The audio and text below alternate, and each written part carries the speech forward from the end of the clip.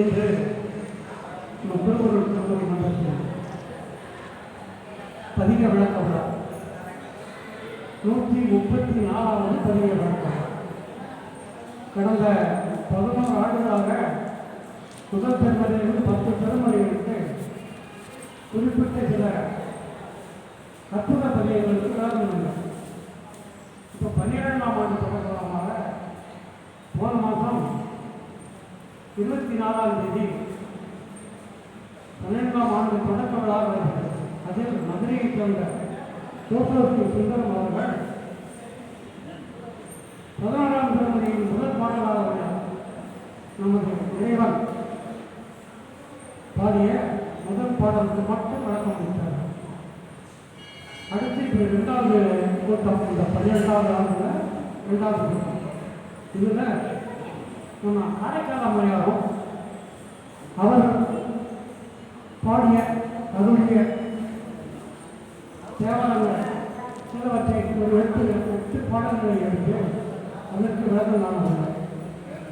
அதை நமது சில சரவணன் அவர்கள் இப்பொழுது அந்த 8 பாடல்களையும் பாடி விளக்கம் அளிப்பார்கள். இந்த அனைவரையும் வருகிறவர்களையும் வரவேற்கிறோம். குறிப்பாக ராஜபாளையம் உள்ளூர் அன்பர்கள் அனைவரும், அதே மாதிரி மகளிர் அனைவரையும் அந்த பந்தத்தின் சார்பாக வருகிறவர்கள் என்று வரவேற்று ஐயா அவர்களை சொற்பொழிவாக கேட்டுக்கொள்கிறேன்.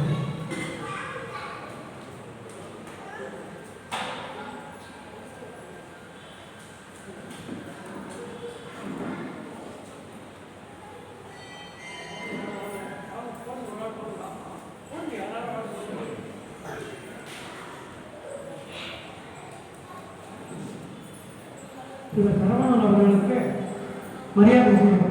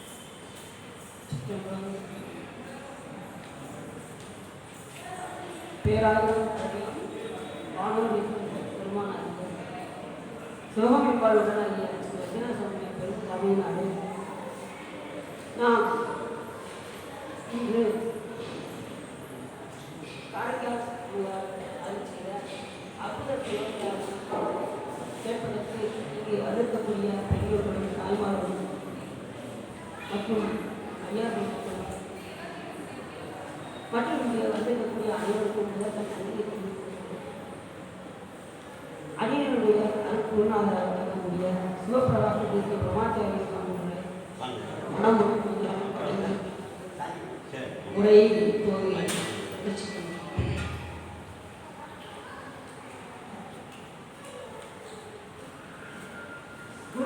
திருமுறை மன்றத்தின் சார்பாக 12 திருமுறை கருத்திர விளக்க விழாவில்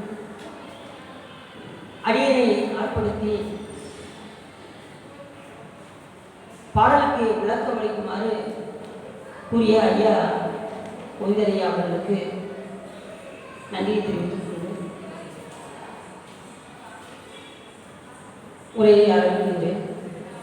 சாமிக்கு ஒரு பெரிய கருணை என்னன்னா, யார் கடைசி இருக்காங்களோ அவங்க சாமி என்ன பண்ணுவாரு, முன்னு கொடுக்குவாங்க. அது அடியின் விஷயத்துல ரொம்ப கரெக்டாக இருக்கு. ஏன் அப்படின்னா, அடியின் கடைசியாக இருந்தேன் தொழில எப்பயுமே ஐயா கடைசி போடுது. ஆனா சிவனுடைய கருணை பாருங்கள் முதல்ல போடுறது. அதான் சிவனுடைய கருணை. அது மாதிரி நம்ம வழிபாடு செய்யும் போது பார்த்தீங்கன்னா எல்லாரும் ஊட்டி போய் சாமி போய் வழிபாடு செய்வாங்க. அப்படி செய்யறவங்க நாம என்ன செய்யணும், வழி இடம் கொடுக்கணும். நீங்க போய் தரிசனம் பண்ணுங்க அப்படின்னு சொல்லி விட்டு கொடுக்கணும். அப்படி கொடுத்தா சிவருமா நம்ம தேடி ஓடி வரும். இது தெரியாம தான் ஆளாக என்ன செய்யறாங்க, முந்தி அடிச்சு ஓடுறாங்க, சாமி போய் பார்க்க மாட்டோம் ஓடுறாங்க. கடைசி எப்படி பாருங்க, உங்களுக்கு அதோடைய ஆனந்தம் தெரியும். எல்லாரும் வழிபாடு செய்யணும். அவங்க போனதுக்கப்புறம் நம்ம அதெல்லாம் போய் சாமி கும்பிடுவோம் அப்படின்னு நீங்க நினைச்சீங்கன்னா சாமி உடனே வந்து எல்லாரும் சாமியை பார்க்க முன்னாடி போவாங்க. ஆனா சிவபெருமான் பின்னாடி இருக்கிறாங்க தான் போவாங்க. இந்த விஷயம் நிறைய பேருக்கு தெரியாது. அதனால வழிபாட்டில் வந்து விட்டுக் கொடுக்கக்கூடிய தன்மையெல்லாம் அதன் அடிப்படையில் நாம் இன்று அற்புத திரு அந்தாதி பதிக விளக்கத்தை பார்க்க இருக்கின்றோம். இந்த அற்புத திருவந்தாதி எதனால் பாடப்பட்டது என்று சொன்னால், காரைக்கால் அம்மையார் அவர்கள் எல்லாருக்குமே தெரிஞ்ச விஷயம். அம்மையாருடைய கதை எல்லாருக்குமே தெரியும். பரமபக்தன் அம்மையார் அவர்களை தெய்வமாக பார்த்து ஓடி வேறு ஒரு திருக்கல்யாணம் செய்தார். அதனால் அம்மையார் அவர்கள் என்ன செய்தார்கள் என்று சொன்னால், எனக்கு இந்த அழகு தோற்றம் வேண்டாம் என்று விரும்பினார். திருமகளை விட அழகாம். காரைக்கால் பேர் எப்படி புனித வித்யா லட்சுமியை விட அழகாம். செல்ல அழகாக அப்படிப்பட்ட அழகை வேற யாரும் கணவனை தவிர யாரும் பார்க்கக்கூடாது என்பதற்காக என்ன செய்தார்கள் என்று சொன்னால், பேய் வடிவம் கேட்டாங்க. சிவருமான் என்ன வடிவம் கேட்டாங்க, பேய் வடிவம். அது என்ன பேய் வடிவம் அப்படின்னா, பேய் கணங்கள் என்று பேர். சிவருமானை சுற்றி சூழ்ந்திருக்கக்கூடிய பேய் கணங்கள், அது சிவகணங்கள் என்று பேர். அப்படிப்பட்ட பேய் கணங்களுடைய வடிவத்தை தான் அம்மையார் அவர்கள் சிவபெருமானிடம் கேட்டார். அப்படி கேட்டதுமே அந்த பேய் வடிவத்தை கொண்டு அந்த பேய் வடிவத்திலேயே இருந்து சிவபெருமானை கண்டு மகிழ்ந்தார்கள். அந்த கோல காட்சி எப்படிப்பட்டதெல்லாம் இருக்கும் அப்படின்னு சொல்லி இந்த பாடல் பாடிக்கப்பட்டது. முதல்ல தேவாரம் படிச்சது யாருன்னா அம்மையார் அவர்கள் தான் படிச்சாங்க. நம்ம நாலு குடும்பங்கள் தான் எல்லாம் சொல்லுவோம். ஆனா முதல்ல பாட ஆரம்பிச்சது அம்மையார் அவர்கள் தான். அதுவும் இந்த பாடலை முதல்ல பாடப்பட்டது. அற்புத திரு அந்தாதி என்று பேர். அற்புதம் என்றால் என்ன அப்படின்னா, யாரும் போட்டுதற்குரிய உயர்ந்த உணர்வறிய மெய்ஞானம் என்பதுதான் அற்புதம் என்று பேர். அற்புத திருவந்தாதின்னு சொல்றோம்ல, இதுல இந்த அற்புதம் என்பது என்னன்னா உணர்வறிய மெய்ஞானத்தை குறிப்பது. ஒருத்தருக்கு சிறுபிள்ளையே வந்துச்சு. யாருக்குன்னா ஞானசம்பந்த பெருமான் எல்லாருக்கும் தெரியும். சிவனடியே சிந்திக்கும் திருப்பெருகு சிவஞானம், பவமதனில் அறமாற்றும் பாங்கினில் ஓங்கிய ஞானம், உணர்வறிய மெய்ஞானம்.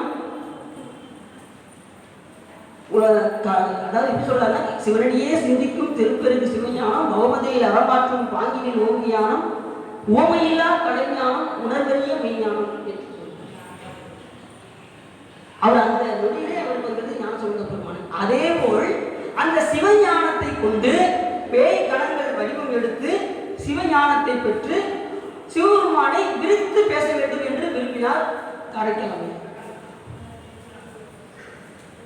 சாமி சும்மா சாதாரணமாக போட்டக்கூடாது, எல்லாம் விரித்து விரித்து பேசணும். அதுக்காக தான் ஒரு திரு தாண்டவை பண்ணார் அப்பர் சுவாமிகள். கடைசி நேரத்தில் நம்ம வந்துட்டோம், 60 வயசுக்கு பிறகு நம்ம சாமி வழிபாடு பண்ண வந்திருக்கோமே, நீ நம்ம என்ன செய்வது அப்படின்னு யோசிச்சாரு. உடனே சாமியை போய் நிறைய பாடணும்னு நினைச்சாரு. அதனால என்ன பண்ணாரு, திரு தாண்டகமாக பாடினார். பெரிய பெரிய பாடலாம் இருக்கும். கடைசி நேரத்தில் உலக படைத்தாரு, பேசுற முன்னாடி இருந்தார். அப்புறம் சொன்னார். அதே மாதிரி அம்மையானவர்கள் இந்த பேய் கடந்து வடிவம் எடுத்துக்கொண்டு இந்த அற்புத திரு அந்தாதியை தொடங்கினார். அந்தாதி என்பது என்ன அப்படின்னா, முடிவு எதுல முடியுதோ அதுல தொடங்கணும், அதுதான் அந்தாதி. இரண்டாவது விரித்து பாடக்கூடியதும் திரு அந்தாதி. அதுதான் இங்கே அற்புத திரு அந்தாதி என்று அம்மையார்கள் பாடினார். அதுல முதல் பாட்டு இப்ப நம்ம கை வச்சுட்டீங்களா? பாட்டு எப்படி பாடுறாங்க? முதல் பாட்டே பிறந்து மொழி பயின்ற பின்னெல்லாம் காதல் சிறந்து சேவடியே சேர்ந்தேன் நிறம் திகழும் மைஞான்ற கண்டத்து வானோர் பெருமானே எஞ்ஞான்று தீர்ப்பது இடர். நல்ல பாட்டுல ஆனந்தமா இருக்கு இந்த பாட்டு. பிறந்து மொழி பகிர்ந்த முதல் பிறப்புனா என்ன நம்ம தெரிஞ்சுக்கணும். 4 வகை தோற்றம், 7 வகை பிறப்பு, 84 100,000 யோனி வேதங்கள். பிறப்பினுடைய வகைகள் எப்படின்னா, 4 வகை தோற்றம் என்பது என்னன்னா, உயிர்கள் 4 வகைகள் தான் வரும், வேற எதுலையுமே வராது. ஒன்று விதை, விதையில உயிர்கள் தான் செடி கொடியெல்லாம் முளைக்கும் விதை. அடுத்து வேர்வை, அடுத்து வந்து நிறைய உயிர்கள் தோன்றும்.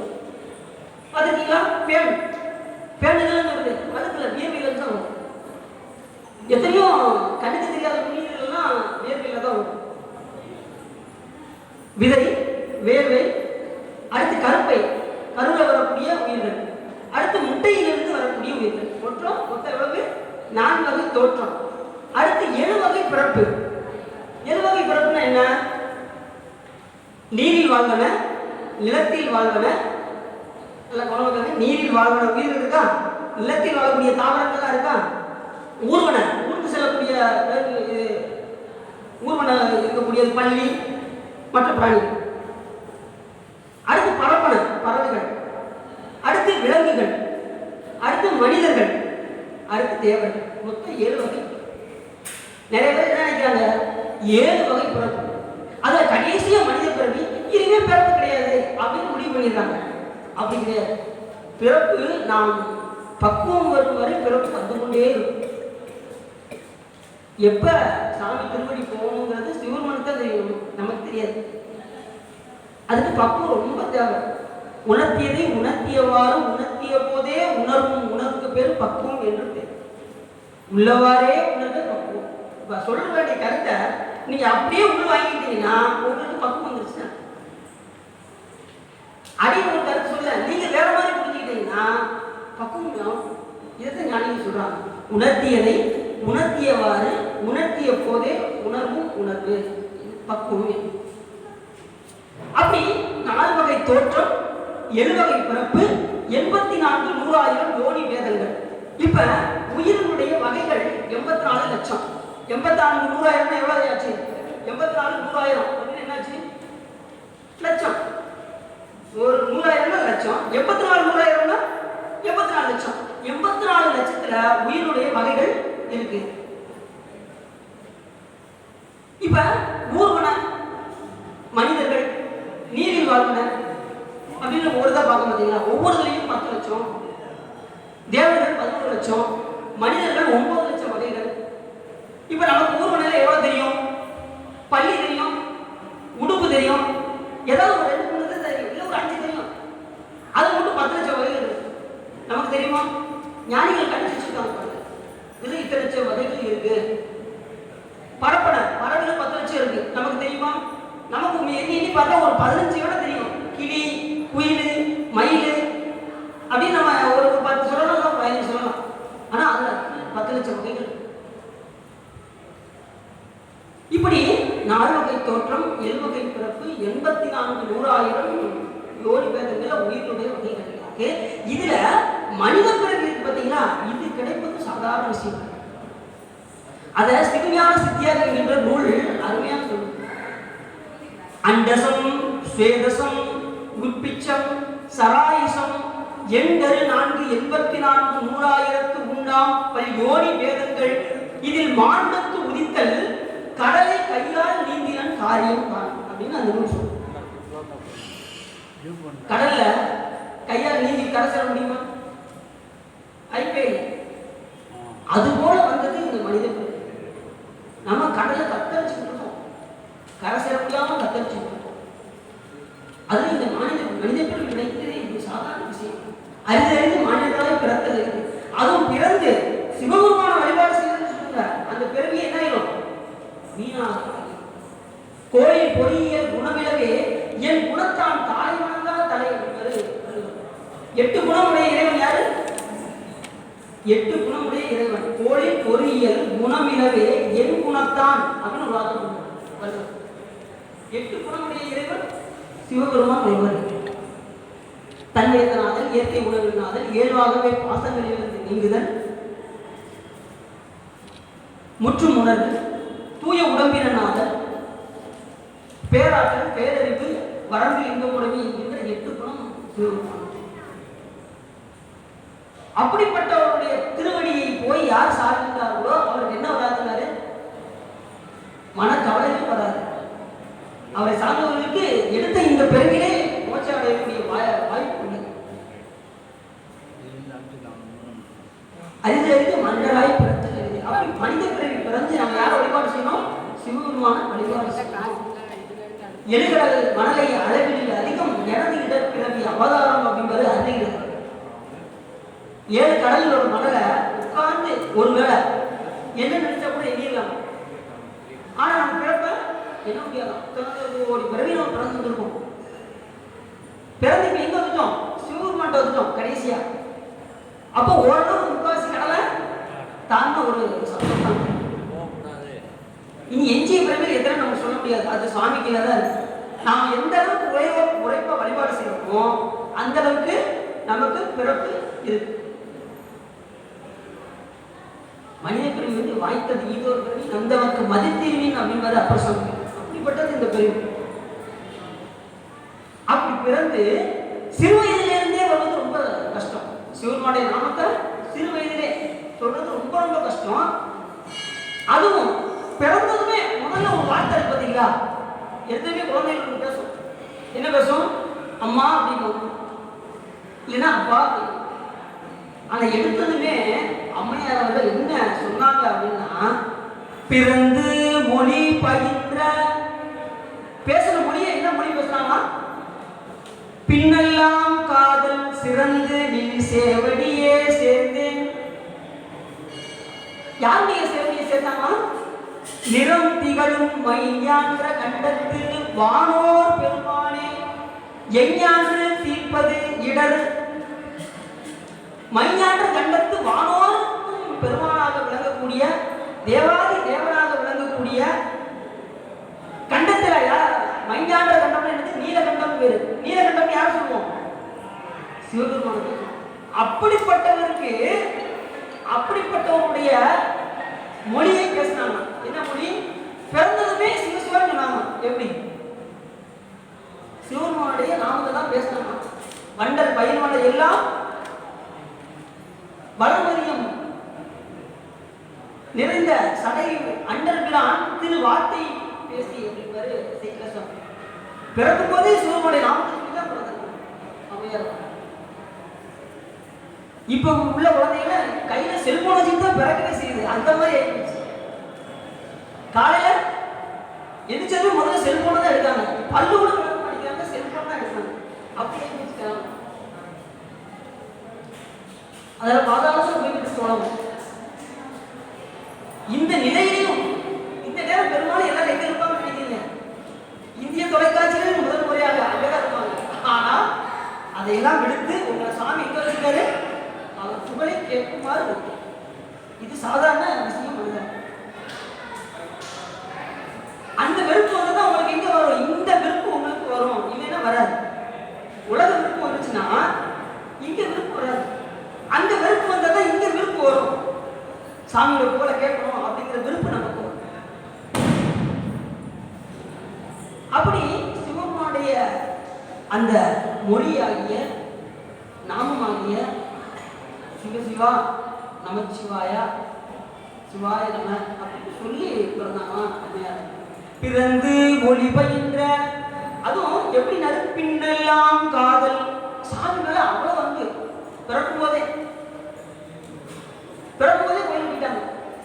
அந்த அளவுக்கு வழிபாடு. இறைவங்கள் காதல் வந்து எப்படி அப்படின்னா அவங்களுக்கு அன்பும் வளர்ந்துட்டே இருந்துச்சு, அழகும் வளர்ந்துட்டே இருந்துச்சு. அம்மையார் பிறக்கும்போது அன்போடு அழகோடு சேர்ந்து அன்பும் வளர்ந்து கொண்டே இறைவன் சிறந்து நின் சேவடியே சேர்ந்தேன். சிவனுடைய திருவடியை நான் பெருமானே கொண்டேன், உன்னுடைய திருவடியே நான் சேர்ந்தேன். நிறம் திகழும் மையான்ற கண்டத்து. சிவபெருமானுக்கு எப்படின்னா அந்த கண்டம் பார்த்தீங்களா, அது எப்படி இருக்கும்? கருத்த கண்டம், நீல கண்டம் அப்படிம்பாங்க. ரெண்டு வகையா சொல்லுவாங்க. ஒன்று மேக கலராக இருக்கும், இன்னொன்று அந்த நீல கலராக இருக்கும். அந்த மத்த மலையை ஊன்றி வாசுகி என்கின்ற பாம்பை கயிறாக திரித்து வால் பகுதியை தேவர்களும் தலைப்பகுதியை அசுரர்களும் எடுத்து கடைந்தார்கள். என்ன வனம் கடைஞ்சாங்க? அமுதம் வேண்டி கடைந்தார்கள். கடைஞ்சாங்களா? கடைஞ்சாங்க. ஆனா வந்தது என்ன வந்தது? நஞ்சு. தலைப்பகுதியை பிடிச்சாங்களா அசுரர்கள், அதுல இருந்து ஒரு நஞ்சு வந்தது. அவங்க பிடிச்சு எப்படி இருக்கும்? அசுரர்கள் பிடிச்சாங்கன்னா பாம்புல இருந்து ஒரு விஷம் வந்துச்சு, இந்த கடையில இருந்து ஒரு நஞ்சு வந்துச்சு. இது ஒரு ஆழம், இது ஒரு ஆழம், ஆழகால விஷம் திரண்டு வருது. தேவர்கள் அஞ்சு ஓடுறாங்க. எங்க ஓடுறாங்க? முதல் பிரம்மா ஓடுறாரு, அவர் பின்னாடி மகாவிஷ்ணு ஓடுறாரு, எங்கப்பா பின்னாடி போறாரு. அடுத்து 39 கோடி தேவர்கள் பின்னாடி ஓடி வராங்க. அந்த கூட்டத்துல ஒரு ஆள் இல்ல. யாருக்கு பார்ப்போம்? அந்த கூட்டத்துல ஒரு ஆள் இல்ல. யாரு? சிவபெருமான் அந்த கூட்டத்துல இல்ல. ஏன் அப்படின்னா அவர் ஒருவர் தான் முழு முதல் பொருள். எல்லாம் கைலாய நோக்கி ஓடினாங்க. உள்ள ஓடி அஞ்சு ஓடினாங்க. உடனே நஞ்சு கடல் திரண்டு ஓடி இருந்துச்சா, கைலாய மலை வெளியில இருந்துச்சு, அதுக்குள்ள வர முடியல. தேவர்கள் உள்ள வந்துட்டாங்க. கைலாய மலைக்குள்ள நஞ்சு வர முடியல. கடல் அப்படியே பொங்கி வெளியில் நிக்கி. உடனே சாமி பார்த்தாரு. உடனே பக்கத்துல இருக்க சுந்தர சாமி பார்த்தாரு. பார்த்ததுமே அவர் புரிஞ்சுட்டாரு. உடனே அந்த நஞ்சை போய் அப்படி கட்டி நாவல் வந்துட்டாரு. இல்லாத சாமி அப்படின்னாரு. தேவர்கள் அதிசயிச்சு போனாங்க. அவ்வளவு நஞ்சை முடு போட்டு கொடுத்துட்டாங்க அப்படின்னு ரொம்ப அதிசயமாக பார்த்தாங்க. சாதாரண சிவபெருமானுக்கு வந்து எல்லா விஷயமும் சாதாரண விஷயம். பொருளை விரிக்கவும் செய்வார் சாமி, பொருளை சுருக்கவும் செய்வார். ஏன்னா அவர் நோக்கரிய நோக்கே நுணுக்கரிய உணர்வு. நுண்ணிய பொருளை பார்த்தாலும் அதுக்கும் நுண்ணியதாக இருப்பாரு, அகன்ற பொருளை பார்த்தாலும் அகன்ற பொருளாக. அதனால்தான் சிவபெருமான் எல்லா பொருள்களிலும் கலக்க முடியுது. இல்லைன்னா அவர் கலக்க முடியுமா சொல்ல பார்ப்போம். அதனால்தான் அவரை நாம கடவுள் என்று கூறுகின்றோம். அப்படி உடனே சாமி என்ன பண்ணாரு? அதை வாங்கி அப்படி லஞ்சாவே உள்ள போட்டாரு. உடனே கண்டத்துல அடங்கும். ஏன் அப்படின்னா உள்ள போனா என்ன ஆயிரும்? அனைத்து உயிர்களும் மறுபடியும் இருளுக்குள் சென்றுவிடும் என்பதற்காக கண்டத்தில் அடக்கினார். எல்லா உயிர்களையும் காக்கும் பொருட்டு கண்டத்தில் அடக்கினார். அதுதான் நம்ம என்ன செய்வோம்? பிரதோஷ காலமாக நாம் வழிபாடு செய்யணும். ஏன் சனிக்கிழமை பிரதோஷம் விசேஷம்? சனி பிரதோஷம் விசேஷம் ஏன் அப்படின்னா சனிக்கிழமை தான் சிவபெருமான் நஞ்சை விட்டார். அதனால சனி பிரதோஷம் ரொம்ப விசேஷம். அந்த நேரத்துல அரகர மகாதேவா அரகர மகாதேவா அப்படிங்கிற நாமத்தை சொன்னோம்னா உங்களுக்கு எந்த விதமான பிரச்சனையும் வராது. பிரதோஷம்னா சென்று வழிபாடு செஞ்சோம்னு வச்சுக்கோங்களேன், வாழ்க்கையில் துன்பமே வராது. அந்த நேரத்தில் போய் உள்ள போய் திருமுறைகள் பாடுவதும் என்னுடைய நாமத்தை சொல்வதும் இருந்தோம்னா நமக்கு வாழ்க்கையில் துன்பமே வராது. அப்படி மைஞான்ற கண்டத்து வானோர் பெருமானே, அவர் எப்படிப்பட்டவர்? வானோர் பெருமான். வானோர்களுக்கெல்லாம் மேல் இருக்கக்கூடியதுனால வானோர் பெருமானே, வானோர்களுக்கெல்லாம் தலைவராக விளங்கக்கூடிய சிவபெருமான சொல்றாரு. சொல்லிட்டு எஞ்ஞான்று தீர்ப்பது இடர். பெருமானே, என்னுடைய இடரை நீ தீர்க்க வேண்டும் அப்படின்னு கேட்டாங்க. இப்ப இடர்னா என்ன நினைக்கிறீங்க? யாராவது நீ கெஸ்ட் பண்ணி சொல்லுங்க பார்ப்போம். இடர்னா எது இடர்? சாமி, எனக்கு இந்த பிறவில எவ்வளவு கஷ்டம் தெரியுமா சாமி? அந்த கஷ்டத்தெல்லாம் நீ போக மாட்டியா? அது இடரா? எனக்கு எவ்வளவோ இடத்தை இருக்கு சாமி, அதெல்லாம் நீ தீர்க்க கூடாதா? அது இடரா? எது இடர்னு சொல்றாங்க? காரைக்கால் அம்மையார் அவர்கள் இந்த பிறவில எனக்கு துன்பம் தாங்க முடியல சாமி அப்படின்னு கேட்டிருப்பாங்களா சாமிகிட்ட? யோசிச்சு பாருங்க. அம்மையார்கள் ஞானம் பெற்றவங்க எப்படி இந்த பாடத்தை பாடுறாங்க? அந்த மெய்ஞானத்தை, உணர்வெறிய மெய்ஞானத்தை பெற்றுதான் அந்த பாடலை பாடுறாங்க. இங்க இடர் என்பது எதை குறிக்கும் அப்படின்னா, பிறவியாகிய இடர். பிறவியே நமக்கு என்னது? துன்பம். நிறைய சாமி போய் இந்த பிறவில எனக்கு துன்பத்தை நீக்க மாட்டியா அப்படின்னு கேட்பாங்க. நாம என்ன சொல்றோம் அப்படின்னா, இந்த பிறவியே துன்பம் அப்படிங்கிறோம். பிறவியே நமக்கு இடர். பிறவியே இடர் கிடையாது, பிறவியே இடர். அதனால எஞ்ஞான்று தீர்ப்பது இடர் பெருமானே என்னுடைய போகிறார். இதுக்கு ஒரு பதிவே வைக்க ஞானம் பெருமான். மறையுடையாய் தோளுடையாய் வாசடை வளரும் பிறையுடையாய் பிஞ்சகனே என்று உன்னை பேசி நல்லாள் குறையுடையாய் குற்றம் போராய் கொள்கையினாள் உயர்ந்த நிறையுடையாய் இடர்களையாய் நெடுங்கணும் மேயவனே அப்படின்னு பாடணும். நெடுங்கலம் மேயவனே, மறையுடையாய் பொருளுடையாய் சடைமையில் வளரும் பிறையுடையாய் பிஞ்சகனே என்று உன்னை பேசினல்லால் குறையுடையாய் குற்றம் கூறாய் கொள்கையினால் உயர்ந்த நிறைவுடையாய் இடர்களையாய். யார் கொள்கையை உயர்ந்திருக்காங்களோ அவங்களுடைய இடங்களை நீ கலைக்க வேண்டும். அது ஒரு.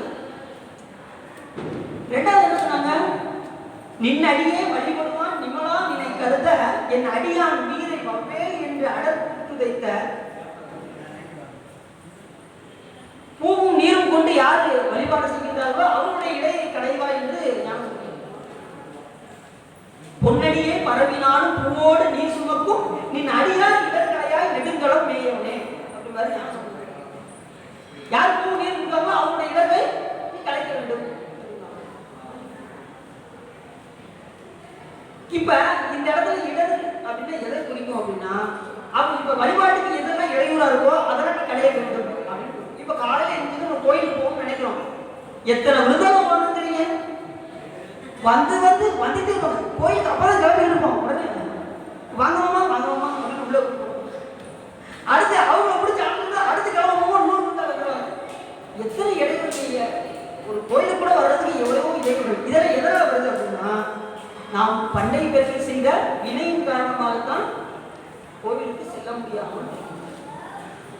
எத்தனை பேரை முற்பிறவில எத்தனை பேரை கோயில் போனவர்கள் தடுத்து சினிமா கூட்டி போயிருக்கோம். யோசிச்சு பாருங்க. அதனால வந்த விளைவு நம்ம போக முடியாத சூழ்நிலை வரும். ஆனா அதையெல்லாம் மீறி திருக்கோயிலுக்கு வருவது சாதாரண விஷயம். இப்ப நீங்க எல்லாம் வந்துட்டீங்கல்ல, இதெல்லாம் இறைவனுடைய அருள் பார்வையினாலதான் நீங்க வந்துட்டீங்க, இல்லைன்னா வர முடியாது.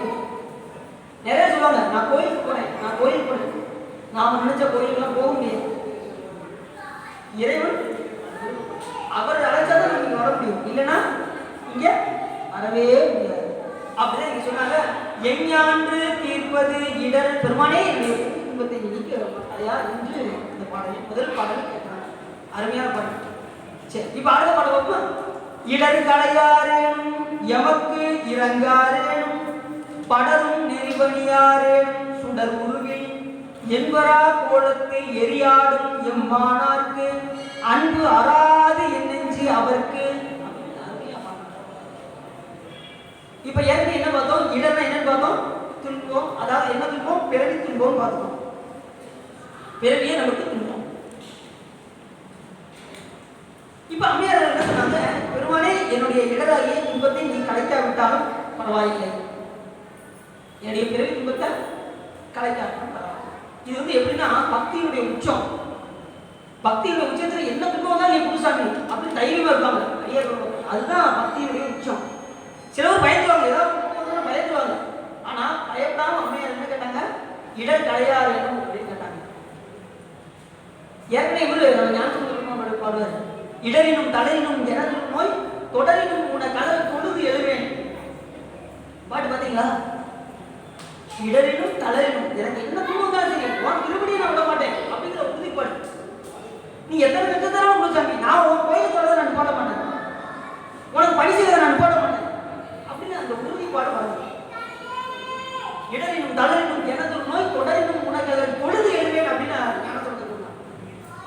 எல்லாரும் என்ன செய்வாங்க? எழுந்ததுக்கு அப்புறம் இறைவனை போய் தொழுவார்கள். ஆனா ஞானசம்பந்தர் பெருமான் என்ன சொல்றாரு? தொழுதுதான் எதுக்குமே செய்யறாங்க. அப்ப என்ன காரணம்?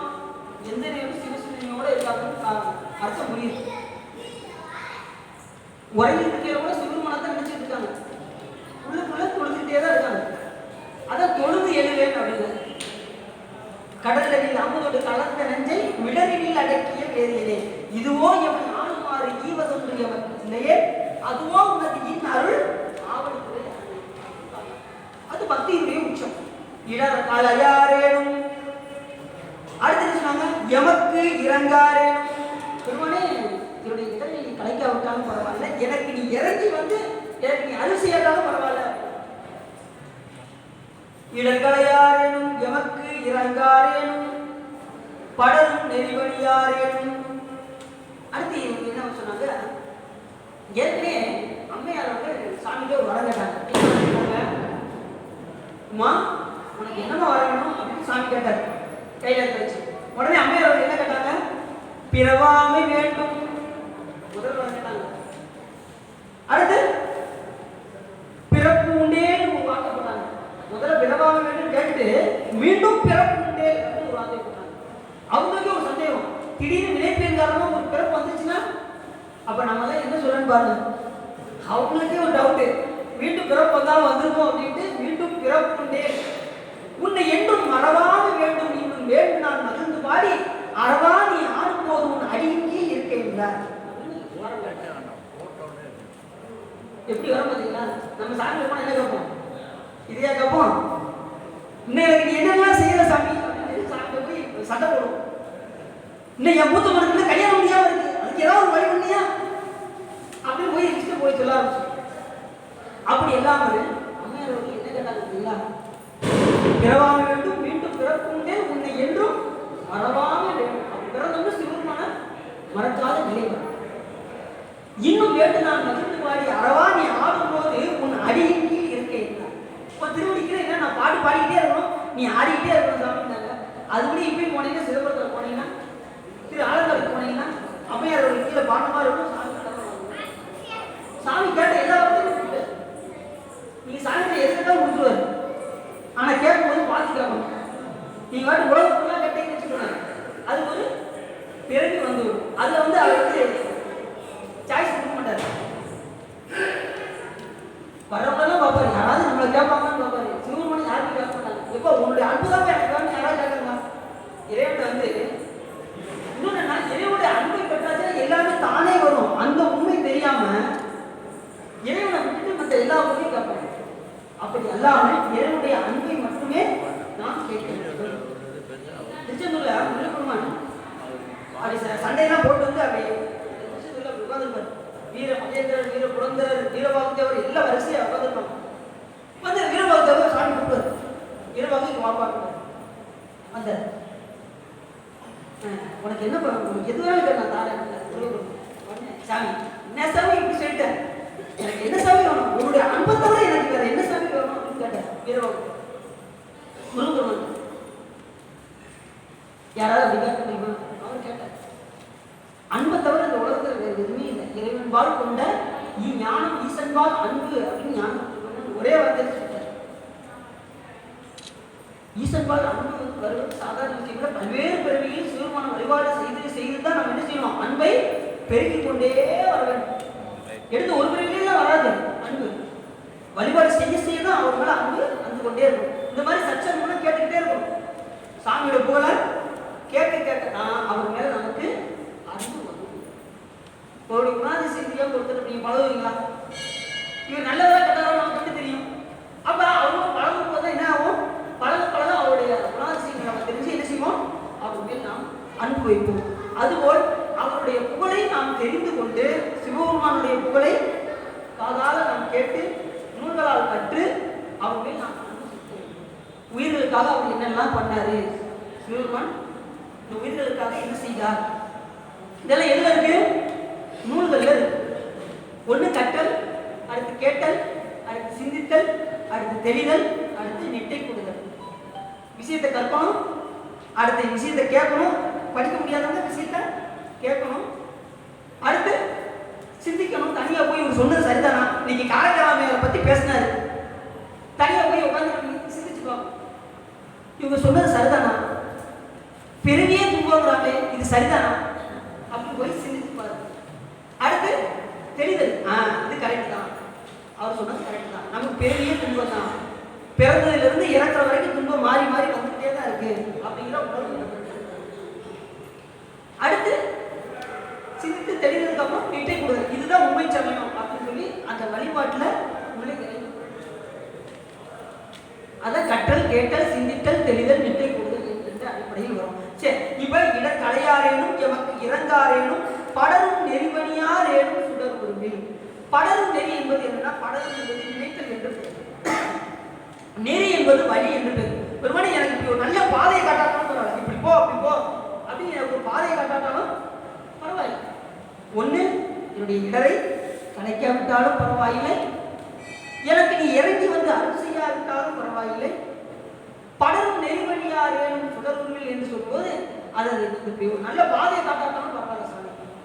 ஆனா சுடர்வுருவில் என்பரா கோலத்தில் எரியாடும் எம்மானார்க்கு அன்பு அறாது என் நெஞ்சு அவர். சாமி, என்னுடைய அன்பு கூட யாருக்கு தெரியுமா? உனக்கு. சாமி சொன்னாரு, ஏம்மா எனக்கு நல்லா தெரியும் சாமி, நீ ஒருவர்தான் உணர்வு எல்லாத்தையும் பிறந்து பிறந்து இறக்காங்க, நீ ஒருத்தர் தான் நீ பிறக்கவே மாட்டேங்கிறது எனக்கு நல்லா தெரிஞ்சு போச்சு சாமி அப்படின்னாங்க. பிறப்பு இறப்பு அற்றவர் யாருன்னா சிவபெருமான் தான். நமக்கு 6வது அறிவு கொண்டு சாமி கொடுத்துருக்காரு. அந்த 6வது அறிவை கொண்டு எது நிலையுடைய பொருள், எது நிலையற்ற பொருள் என்பதை உணர்ந்து, எது நிலையான பொருள் நமக்கு தெரியும், சிவம் ஒன்றுதான் நிலையான பொருள், மற்ற எல்லாமே தோன்றுகிட்டு மறையக்கூடிய. இந்த உலகம் ஒரு நாள் இப்ப இருக்கா, ஒரு நாள் ஒழுங்கு போகுது, சாமி ஒழிக்கிறது. நாம இப்ப இருக்கமா, உடம்பு இருக்கா, ஒரு நாள் ஒரு முடி சாம்பலாயிரும். முடி சாய்ந்த மன்னர் முடிவில் ஒரு நாள் ஒரு முடி சாம்பல். எல்லாம் தோன்றிக்கிட்டு மறையக்கூடிய சிவபெருமான் ஒருவர் தான் என்றும் உள்ள பொருள். நாமளும் என்றும் உள்ள பொருள் தான். ஆனா நமக்கு மறுபடியும் மறுபடியும் பிறப்பு வந்துட்டே இருக்கும். சாமி அப்படி கிடையாது, அவர் பிறப்பு கிடையாது, இறப்பு கிடையாது. அதனாலதான் அவர் என்றும் இல்லையான பொருள், பதி என்று பெயர். நாம பசுக்கள், நமக்குரிய அறிவுல சிற்றறிவா தான் இருக்கும், இறைவனுடைய அறிவு பேர். அப்படி சுவாமி வந்து இடர்கலையாரேனும் எமக்கு இறங்காரேனும் படரும் நெறிவழியாரேனும் சுடர் உருவில். சுடர்னா ஜோதி வடிவமாக இருக்கக்கூடிய பெருமான். என்பரா கோலத்து எரியாடும் எம்மானார்க்கு. என்பரா கோலம் அப்படின்னா எலும்பு மாலைகளை அணிந்திருக்கக்கூடிய பெருமான் யாரு? சிவபெருமான் எதை அணிஞ்சிருப்பாரு? என்ன மாலை அணிஞ்சிருப்பாரு பார்த்துட்டீங்களா? எலும்பு மாலை அணிஞ்சிருப்பாரு. வேற எந்த சாமியும் எலும்பு மாலை அணிஞ்சிருக்கு அந்த பக்கமே போக. சிவபெருமான் ஒருத்தர் தான் சுடுகாட்டில் இருப்பாரு, அங்க இருக்கக்கூடிய எலும்பு மாலைகளை. இந்த எலும்பு மாலைகளை யாருக்கு ஏற்கனவே நான் சொற்கொள்ள சொல்லியிருக்கேன். ஒவ்வொரு பிரம்மாவும் விஷ்ணுவையும் சாமி என்னுவாரு எலும்பு மாலைகளாக. ஒருவர் அந்த பதம் முடிஞ்சது உடனே சாமிக்கு மோட்சம் அடைஞ்சு அப்படியே சாமியுடைய மண்டலமாக வந்துடுவாங்க, மண்டையோடாக வந்துடுவாங்க. அந்த எலும்பு மாலையை போட்டு சாமி என்ன உணர்த்துவார் அப்படின்னா, இப்ப பிரம்மா அந்த பதவிக்கு வரான்னு வச்சுக்கோங்க, சத்தியலோகத்தில் ஆள போறான்னு வர்றான்னு வச்சுக்கோங்க. ஒரு பிரம்மா வருவார். பிரம்மாங்கிறது ஒரு பதவி தான். 100 கோடி பிரம்மர்கள் வந்தினர், எண்ணில் 6 கோடி நாராயணன் அங்கனே, எண்ணில் 7 கோடி 7 மனிதன் இந்திரன், இரு இணையில்லாதவன் ஈஸ்வர் ஒருவனே என்று அப்ப சாமி சொல்வார். எத்தனை கோடி பிரம்மர்கள் இருக்காங்க? 100 கோடி பிரம்மர்கள். அது வந்து ஒரு அட்ராக்மெண்டா சொல்றதுதான். அதுக்கு மேலே இருக்காங்க. அது வந்து ஒரு பதவி. அப்ப அந்த பிரம்மா அந்த பதவியில போய் உட்காரும் போது என்ன செய்வாரு? சிவபெருமான பார்ப்பாரு. மண்டையோட அணிஞ்சு போறா. ஓஹோ, இவங்க இத்தனை வருஷம் தான் ஆள் இருக்காங்க, நாம இந்த பதவியில போய் உட்காரும் போது ஒழுங்கா படைப்பு தொழில கவனமா செய்யணும் அப்படின்னு அவர் பார்ப்பார். பார்த்துட்டு அதுக்கப்புறம் அந்த பதவியில போய் உட்காரு. அவருக்கு காட்டுறதுக்காக சிவன் என்ன பண்ணிருக்காரு? எலும்பு மாலைகளை என்பரா கோலத்து அந்த எலும்பு மாலைகளை அணிந்திருக்கக்கூடிய அந்த கோலத்தை கண்டு எரியாடும் எம்மானார்க்கு. சிவனுடைய வடிவம் எப்படிப்பட்ட வடிவம்? அனல் போன்ற வடிவம், நெருப்பு வடிவம். சாமி எப்படிப்பட்டவர்? பொங்கு அலர் உருவன் பூத நாயகன் 4 வேதமும் பொருள்களும் அருளி அங்கே கண்ணி தன்னோடும் அமர்ந்த அளவாய் ஆவதும் இதுவே அப்படின்னு ஞானம் சொல்லுவாங்க. பொங்கு அலர் உருவம். அலர் உருவம் எப்படி இருக்கும்? நெருப்பு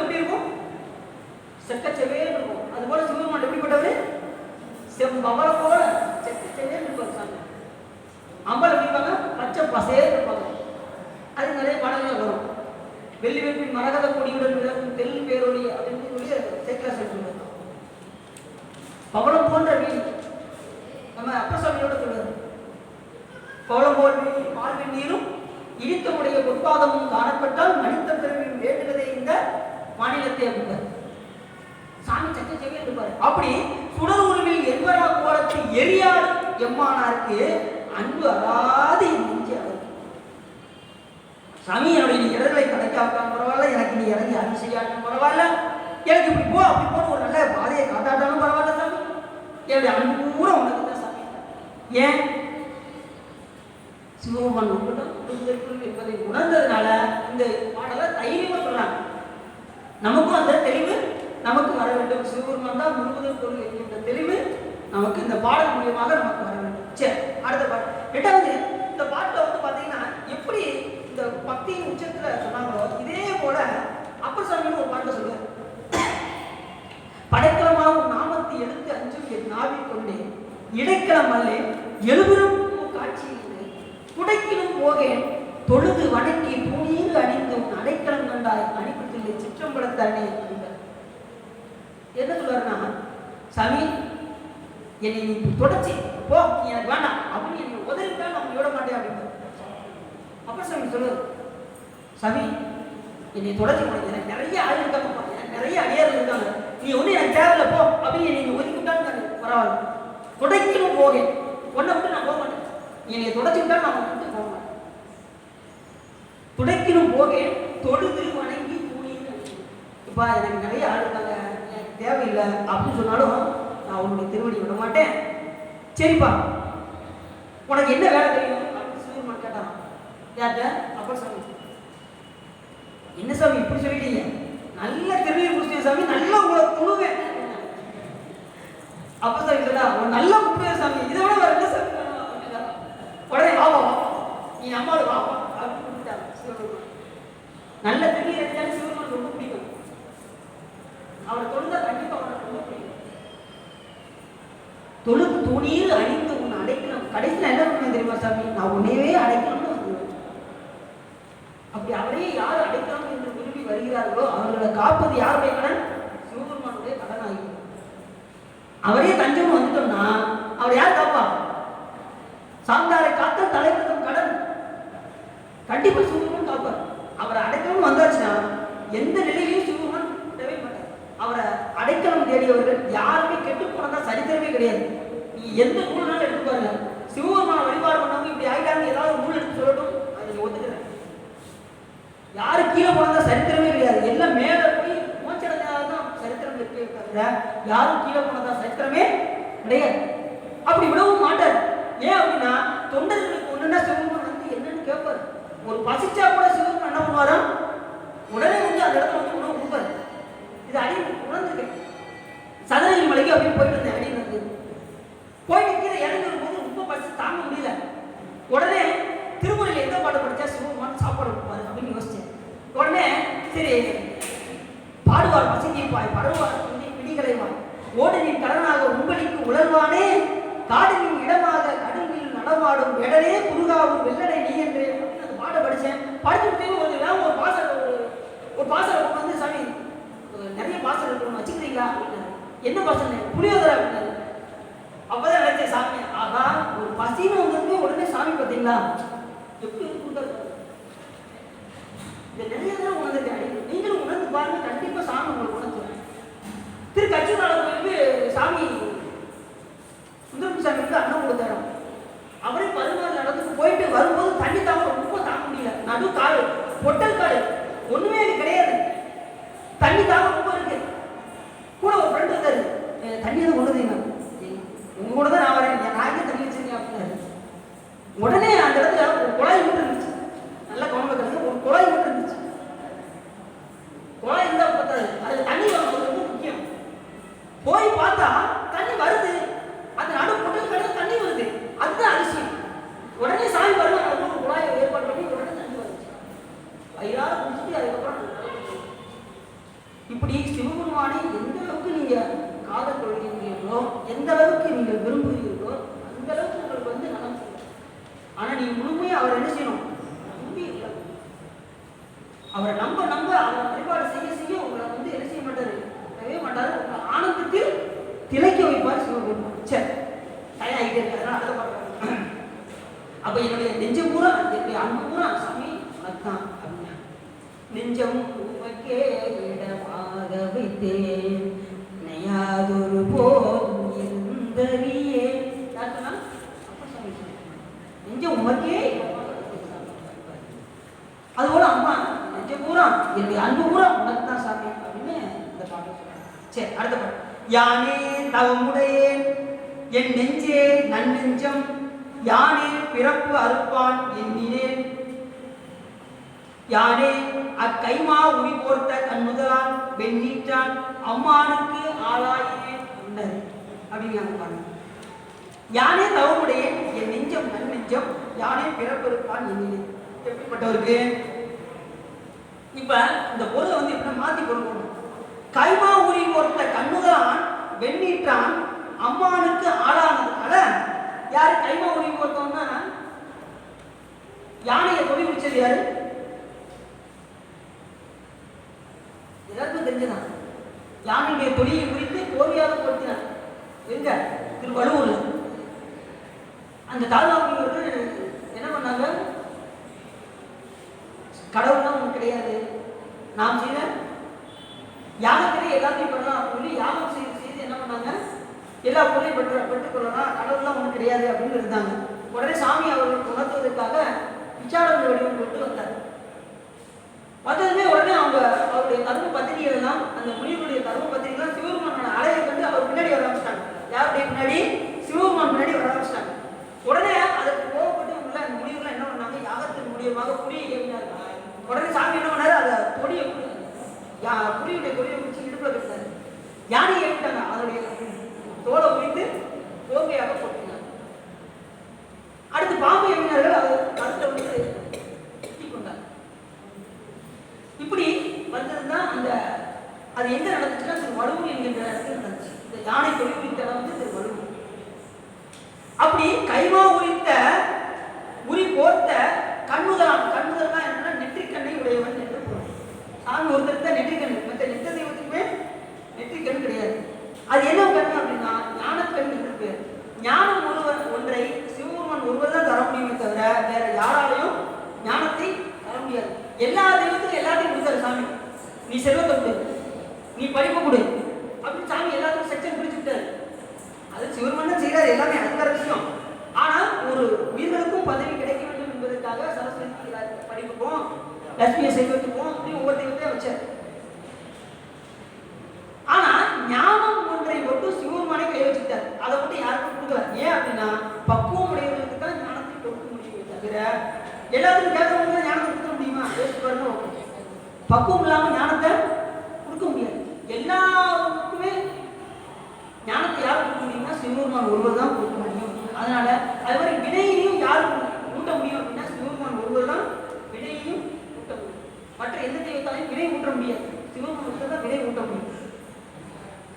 நாம் செய்யக்கூடிய வினைகளை வாங்கி கொண்டு அதற்கு தகுந்தவாறு இந்த உயிர்களுக்கு ஊட்டுவது யாரும் சிவபெருமான். இதையும் ஞானத்தையும் சிவபெருமான் தான் செய்ய முடியுமே தவிர வேற யாராலையும் செய்ய முடியாது. அப்படி கைமா உரி போர்த்த கண்ணுதலாக விளங்கக்கூடிய நெற்றிக்கண்ணை விளங்கக்கூடிய வெண்ணீற்றை அணிந்திருக்கக்கூடிய வெண்ணீற்றான் திருநீர் யார் அணிந்திருப்பான்? சிவபெருமான் தான் அணிந்திருப்பான். அவ் உடம்புல இருக்கக்கூடிய ஒரு இது. ரெண்டாவது சுடுகாட்டில் இருக்கக்கூடியது சாமி என்ன செய்வாரு? திருநீராக பூசிக்கொள்வார். நாம் அணியக்கூடிய உறுதி பசுஞ்சாணம். இறைவன் அணியக்கூடியது சுடுகாட்டு. சுடலை பொடி பூசி என் உள்ளம் கவர் கல்வெட்டு யாரு? ஞானசம்பந்த பெருமான். சுடலை பொடி பூசி என்ன அர்த்தம்? சுடுகாட்டில் இருக்கக்கூடிய எல்லாரும் இருக்கும்போது கோயில் போயிட்டா பிரச்சனை இல்லை. சாமி என்ன வருவாரு? இப்ப இருக்கும்போதே கோயில் போயிட்டா பிரச்சனை இல்லை. இல்லை இல்லை நான் போற மாதிரி இல்லை. சரி நீ எப்படின்னா நீ அங்க வந்து தான் நான் வந்துருவாரு. எங்க சுடுகாட்டுக்கு யாரும் வரமாட்டேன்னு சொல்லவே முடியாது. அங்க ஒரு நாள் கண்டிப்பா வந்து நான் அப்ப பார்த்துட்டேன். அதனால இருக்கும்போதே நல்ல வெண்ணீட்டை எண்ணிந்து அவருக்கு நாம் அன்பராக ஆகிவிட வேண்டும். அப்படி யானையுடைய தொழியை முறித்து நெற்றிக்கண்ணை விளங்கக்கூடிய திருவெண்ணீரை அணிந்திருக்கக்கூடிய அம்மானாக விளங்கக்கூடிய எங்கள் சிவபெருமான் அவருக்கு நான் ஆளாகிறேன். ஆள் என்ன அர்த்தம்னா அடிமை திறன் அர்த்தம். சிவபெருமான் ஒருவருக்கே நான் அடிமை என்கின்ற உணர்வு நமக்கு வர வேண்டும். ஞானசம்பந்தர் சொல்றாரு, நாளாய போகாமே நஞ்சனியும் கண்டனுக்கே ஆளாய அன்பு செய்யும். மடநெஞ்சே நாமும் கேளால் நம் கிளை கிளைக்கும் கேடுபடா திறமருளி கோளாயை நீக்குபவன் கோழிகையும் பெருமானே.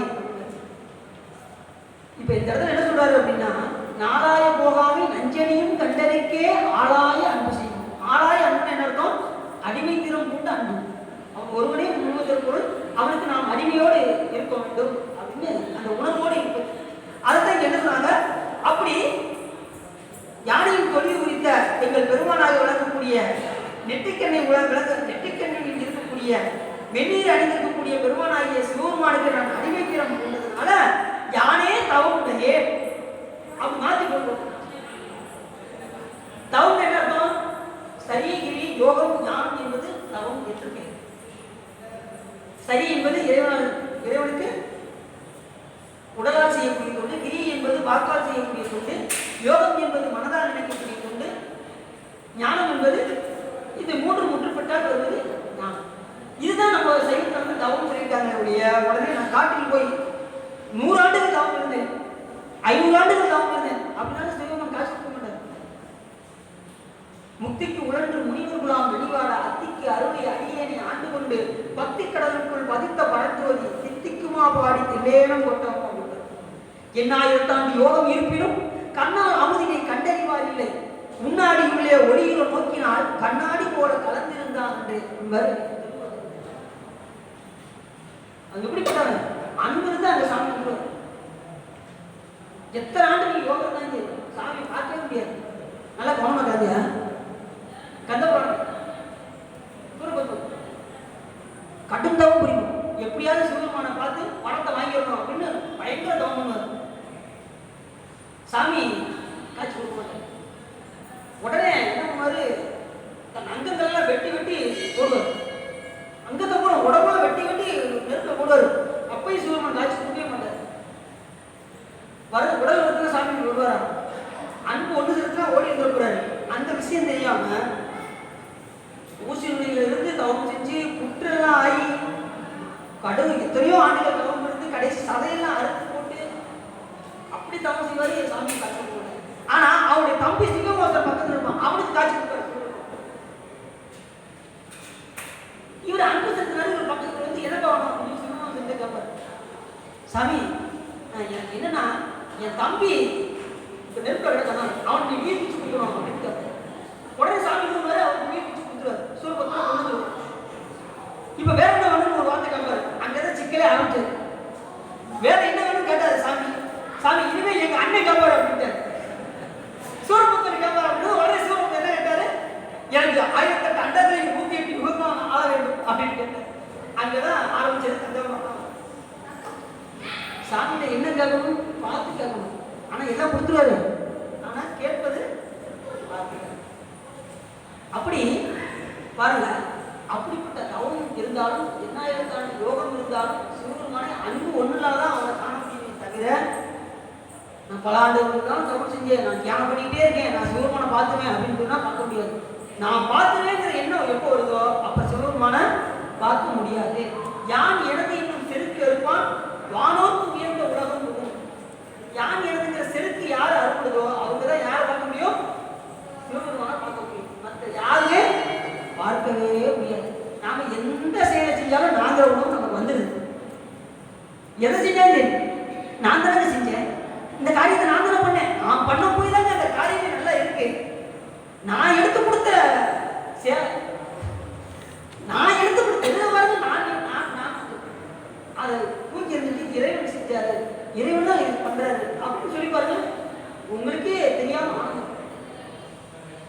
ஒன்னு எடுத்து கொடுத்தா கூட இறைவன் எடுத்து கொடுக்கிறாரு அதனால அப்படின்னு யாராவது சொல்றோமா பார்த்தீங்களா?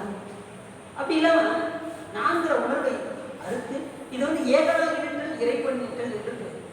ஏகனாக நிற்றல் என்பது எனக்கு என்று ஒரு அறிவு இல்லை, இறைவன் நிற்றல் எனக்கு ஒரு செயல் இல்லை அப்படின்னு அப்படிங்கிற உணர்வு நமக்கு வந்துருச்சுன்னா நமக்கு எல்லாமே ஞானமாக ஆகிடும். சரி, அப்படி சுவாமிக்கு நான் அடிமைத்திறம் மூண்டு இருப்பதனால யானே தவமுடையே அப்படின்னா, அப்படி கண்ணுதலாக இருக்கக்கூடிய நெற்றிக்கண்ணனுக்கு நான் அடிமைத்திறம் கொண்டதுனால என் நெஞ்சே நன்னெஞ்சம், அப்படிப்பட்டதுனால எனக்கு நெஞ்சு என்ன நெஞ்சாயிடுச்சு? நல்ல நெஞ்சமா ஆயிடுச்சு. நல்ல நெஞ்சம்னா நல் என்பது என்ன அப்படின்னா இது ஞானம் என்று பெயர். அப்படி ஞானம் வந்ததுனால என்ன ஆயிடுச்சுன்னாரு, அடுத்து யானே பிறப்பு அறுப்பான். ஞானம் இல்லாம என்ன வராது? பிறப்பு அறுபடாது. ஞானத்தை கொடுத்தால் என்று மோட்சம் கூட அப்படின்னு நம்ம சாஸ்திர நூல்கள் சொல்லுது. ஞானம் இல்லாம என்ன வராது? மோட்சம் வராது. அதுக்கு முன்னாடி 3 இருக்கு. என்னது? சரிகிரி யோகம் 3ஐ முற்று பெற்றால்தான் ஞானம் வரும். இப்ப நீங்க இந்த வழிபாடு செய்றீங்களா, இதெல்லாம் சரிகிரி யோகத்தோட சேரும். இறைவனுடைய புகழை கேட்பது, இறைவனுக்கு தொண்டு செய்வது, அவரை மனதால் நினைப்பது, இதெல்லாம் தொடர்ந்து செஞ்சுக்கிட்டே இருக்கும். விடாம இந்த பணியை செஞ்சுக்கிட்டே இருக்கும். அப்ப எங்களுக்கு என்னைக்கு தாங்க ஞானம் வருது அப்படின்னு ஒரு கேள்வி கேட்பீங்க. ஒரு காலத்துல சாமி உங்களுக்கு உணர்த்தும். அந்த ஞானம் எந்த நிமிடத்திலும் வரும். இறக்கும் தருவாயில கூட அந்த ஞானம் வரும். எந்த நிலையிலும் வரும். நமக்கு சாமி அந்த இதை உணர்த்தும். அதனால நம்ம ஞானம் எப்பெல்லாம் வந்து போட்டோம். நீங்க என்ன செய்ய வேண்டியது? என்னது? வழிபாட்டை விடாம செஞ்சுக்கிட்டே இருந்தா சாமி ஒரு நாள் நமக்கு ஞானத்தை வழங்குவார். சரி, அப்படி யானையுடைய தொழியை முடித்த பெருமானுக்கு நான் அடிமையாக ஆனதனால், அவருக்கு நான் அடிமை செய்ததனால், யானை அவருடைய கண்ணுதலாக இருக்கக்கூடிய நெற்றிக்கண்ணை விளங்கக்கூடிய பெருமானுக்கு நான் ஆளாயினதனால் என் நெஞ்சு நல்ல நெஞ்சாக ஆகியது. வெண்ணீற்றை அணிந்திருக்கக்கூடிய பெருமானுக்கு நான் ஆளாயினதால் நான் பிறப்பு அறுபட்டது அப்படின்னு அதை பாட்டு சொல்லுவேன். எப்படி பாட்டு பார்த்தீங்கன்னா, யானே தவமுடைய என் நெஞ்சே நன்னெஞ்சம், யானே பிறப்பறுப்பான் எண்ணினேன், யானே கைமா உரி போட்ட கண்ணுதலால் வெண்ணீற்றான் அம்மானுக்கு ஆளாகினேன். இப்படி ஆளானதுனால எனக்கு இந்த நிலை கிடைத்தது என்று சொல்லியிருக்கிறார். நெஞ்சம், இந்த நெஞ்சத்தை வந்து நல்ல நெஞ்சம் எப்படி நல்ல நெஞ்சமா மாறும்னா, அப்பர் சாமியோட பாட்டு எடுத்துக்கணும். நம்ம நெஞ்சு நல்ல நெஞ்ச ஆகணும்னா, நிலை பெறுமாறு என்னையே நெஞ்சே நித்தமும் எம்பிரானுடைய கோயில் பாட்டு அழகு. நிலை பெறுமாறு முதியே நெஞ்சே நீ வா, நித்தலும் எம்பிரானுடைய கோயில் புக்கு. திரும்ப எப்படி வரணும்? தினசரி கோயில் வரணும். நித்தலும் எம்பிரானுடைய கோயில் புக்கு, புலர்வதன் முன் அழகிட்டு மெழுக்குமிட்டு பூமாலை புனிந்தேத்தி புகழ்ந்து பாடி. பூமாலை புனிந்தேத்தணும் சாமிக்கு, புகழ்ந்து பாட வேண்டும். திருமுறைகள்லாம் பாட வேண்டும். புகழ்ந்து பாடி தலையார கும்பிட்டு ஊத்துமாடி சங்கரா சய போற்றி போற்றி அலைபுணல் சேர் செஞ்சடையும் ஆதி என்றும் மாறுரா என்றென்றே அடராங்கிலே.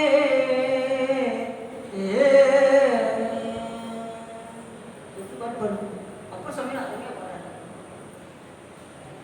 தினசரி திருக்கோயிலுக்கு வரணும், அங்குள்ள பணிகளெல்லாம் செய்யணும், அவரை போற்றி பாட வேண்டும். இந்த பணியெல்லாம் நம்ம செஞ்சோம்னா நம்ம நெஞ்சு என்ன நெஞ்சா மாறும்? நல்ல நெஞ்சமாக மாறும். அதற்கு அந்த பாட்டுல அம்மையார் அவர்கள் கருத்தை உணர்த்துகிறார். சரி, அடுத்த பாட்டு பார்ப்போம். அறிவான் தானே அறிவிப்பான் தானே அறிவாய் அறிகின்றான் தானே அறிகின்ற மெய்ப்பொருளும் தானே விரி சுடர்பார் ஆகாசம் அப்பொருளும் தானே அவன். நல்ல பாட்டு. இது முழுக்க முழுக்க சைவ சித்தாந்தம் அப்படி அடைகிறது. அறிவானும் தானே அப்படின்னா காண்பவன், நம்ம அறிவுக்குள்ள இருந்து காண்பவன் யாருன்னா சிவபெருமான் தான் நிச்சய முடியும். அறிவுக்கு அறிவாய் இருந்து நமக்கு பொருளை அவர் கண்டு கொண்டுதான் சிவபெருமான் என்ன செய்யறாரு, நமக்கு அறிவுக்கு அறிவாய் இருந்து காட்டுறாரு. அறிவானும் தானே காண்பவன் அர்த்தம். அறிவிப்பான் தானே, இந்த உயிர்களுக்கு அறிவுக்கு அறிவா இருந்து அறிவிப்பது யாரு அப்படின்னா இந்த பொருள்களை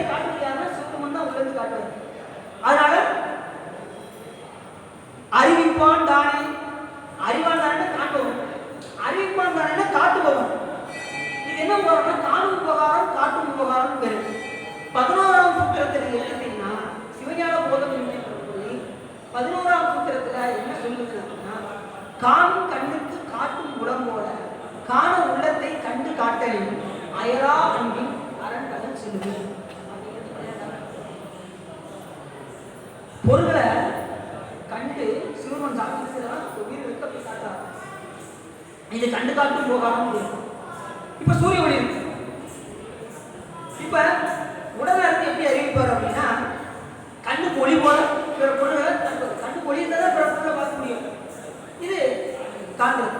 அப்புறம் காட்டுறது எப்படின்னா, சூரிய ஒளி அறிவிச்சும் இந்த உயிர்களுக்கு பிற பொருட்களை காட்ட வேண்டும். அடுத்து என்ன செய்வாரு? உயிருக்கு உயிரா இருப்பார். ஒன்றாய் உயிருக்கு உயிரா இருப்பாரு. உடனாய் கண்ணுக்கு ஒளி போல் இருந்து காட்டுவார். வேலை சூரிய ஒளி போல் இருந்து நமக்கு பிற பொருட்களை காட்டுவார். அதுதான் சொல்ற அறிவான் தானே அறிவிப்பான் தானே அறிவாய் அறிகின்றான் தானே. அந்த அறிவாய் இருந்து சாமி காட்டி என்ன பண்றாரு அப்படின்னா, அறிகின்ற மெய்ப்பொருளும் தானே. அந்த பொருள் யாருன்னா அவரே தான். இப்ப காண்பவனும் அவர் தான், உயிர்களுக்கு காட்டுவனும் அவர் தான். அந்த அறிவுக்கு அறிவாய் இருந்து காட்டுவதும் அவர் தான். அப்படி அறிகின்ற மெய்ப்பொருள் யாருன்னா அதுவும் அவர் தான். மெய்ப்பொருள் யாரு? சிவம் தான் மெய்ப்பொருள். அந்த பொருளும் அவரே தான்.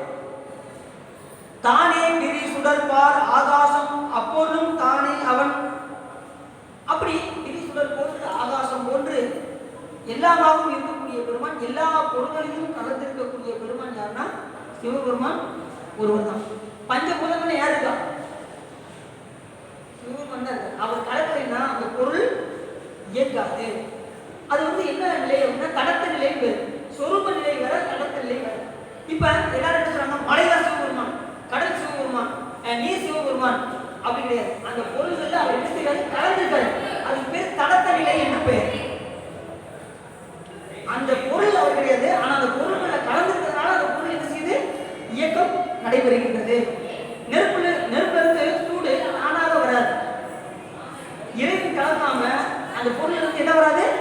சூடுகின்ற தன்மை வராது. நீரில் இருந்து குழுவை இறைவன் கலக்காம வராது. இந்த உயிருக்கு உயிரா சிவபெருமான் இல்லைன்னா இந்த உயிருக்கு இயக்கம் கிடையாது. அதுதான் சொன்னான், ஆகாசம் அப்பொருளும் தானே அவன் அப்படின்னா.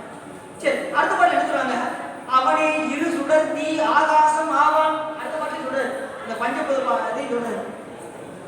இரு சுடர் தீ அப்படின்னா என்ன அர்த்தம்? இரு சுடர், ஒன்று சூரியன் மற்றொன்று சந்திரன். ஆகாசம் ஆகாயம், அவன் அவனே புவி. புவி என்னது? நிலம், பூமி. புனல் தண்ணீர். காற்று ஆவான் அவனே இயமானனாய் அட்டமூர்த்தியாய் ஞானமயமாகி நின்றான் வந்து அப்படின்னு ஒரு பார்க்கப்படுறார். இப்ப சாமி பஞ்சபூதங்கள் இருக்காரு, அவர் அட்டமூர்த்தமாக இருக்காரு. இந்த மண்டல அம்மையார் அவர்கள் சொல்றாங்க. இரு சுடர் சூரியன் சந்திரனா இருக்காரு, ஆகாசம் ஆகாயமாக இருக்காரு, நிலம் நீர் காற்றாக இருக்கிறார்.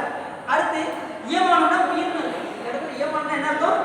உயிருக்கு உயிராக இருப்பதனால உயிராக இருக்கின்றான், அட்டமூர்த்தியாய் இருக்கின்றான்.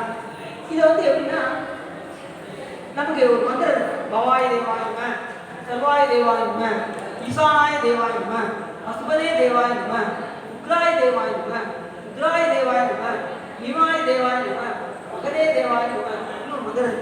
இது பார்த்தீங்கன்னா ரொம்ப முக்கியமான மந்திரம். இறைவனை அர்ச்சிக்கக்கூடிய மந்திரங்களே ரொம்ப முக்கியமான மந்திரம். இப்ப நீரை உருவமாக கொள்ளும்போது அந்த பொருளை பார்க்கும்போது அதுக்கு சிவபெருமானுக்கு பேர் பேரு பவாய தேவாயனா பவன் பேரு. சிவபெருமானுக்கு என்ன பேரு? பவன். நீரோடு கலக்கும்போது. நிலத்தில் இருக்கும்போது சர்வன் அப்படின்னு பேரு. சிவபெருமானுக்கு என்ன பேரு? சர்வன். நெருப்புல அவர் கலந்துக்கும் போது அவருடைய வடிவம் அந்த மூர்த்தத்துக்கு என்ன பேரு அப்படின்னா ருத்ரன் அப்படின்னு பேரு. நெருப்புல இருக்கும்போது அதை உருவமாக கொண்டிருக்கும் போது ருத்ரன் பேரு. காற்றை உருவமாக கொண்டிருக்கும் போது ருத்ரன் பேரு. உயிரை உருவமாக கொண்டிருக்கும் போது அவருக்கு என்ன பேரு? பசுபதி என்று பேரு. உயிரை சாமி உருவமாக கொண்டிருக்காரு, அதுக்கு பேரு அந்த திருமணியாக கொண்டிருக்கும் போது அவருக்கு பசுபதி என்று பேரு. அடுத்து சூரியனுக்கு சூரியனா இருக்கும்போது அவருடைய பேரு, சந்திரனா இருக்கும்போது இது மகாதேவன் என்று பேர். ஆகாசமா இருக்கும்போது அவருக்கு பீமன் என்று பேர்.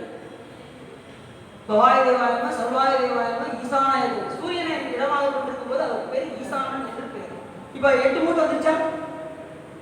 கவாய தேவாயனம, சர்வாய தேவாயனம, ஈசானாய தேவாயனம. ஈசானா சொல்லிட்டேன், சூரியன். பவன்னா நீரை, சர்வன்னா நிலத்தை, ஈசானா சூரியனை, பசுமதி தேவானா பசுமதி வந்து உயிரை, உக்கிரன்னா காற்றை, ருத்ரன்னா நெருப்பை, கடைசி மகதேவன்னா சந்திரனை.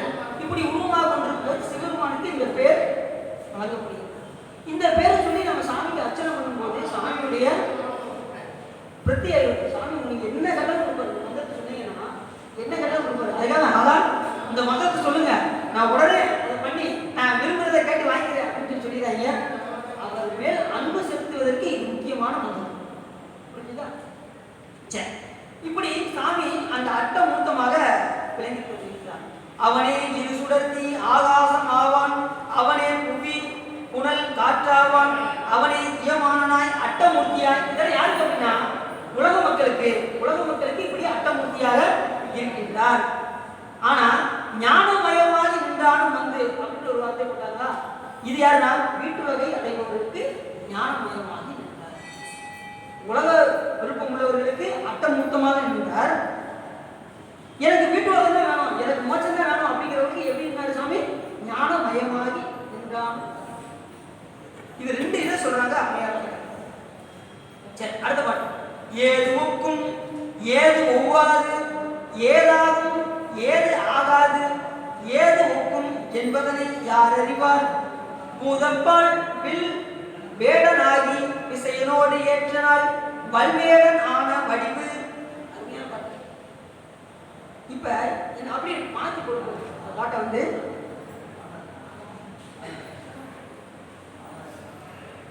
பூதப்பால் வில்வேடனாகி விசையனோடு ஏற்றனால் வல்வேடனான வடிவு. இப்ப சாமி வேடம் தான் வந்தார். யாருக்கு வந்தார்? அர்ஜுனருக்கு சாமி என்ன வந்தாரு? வேடனாக வந்தார்,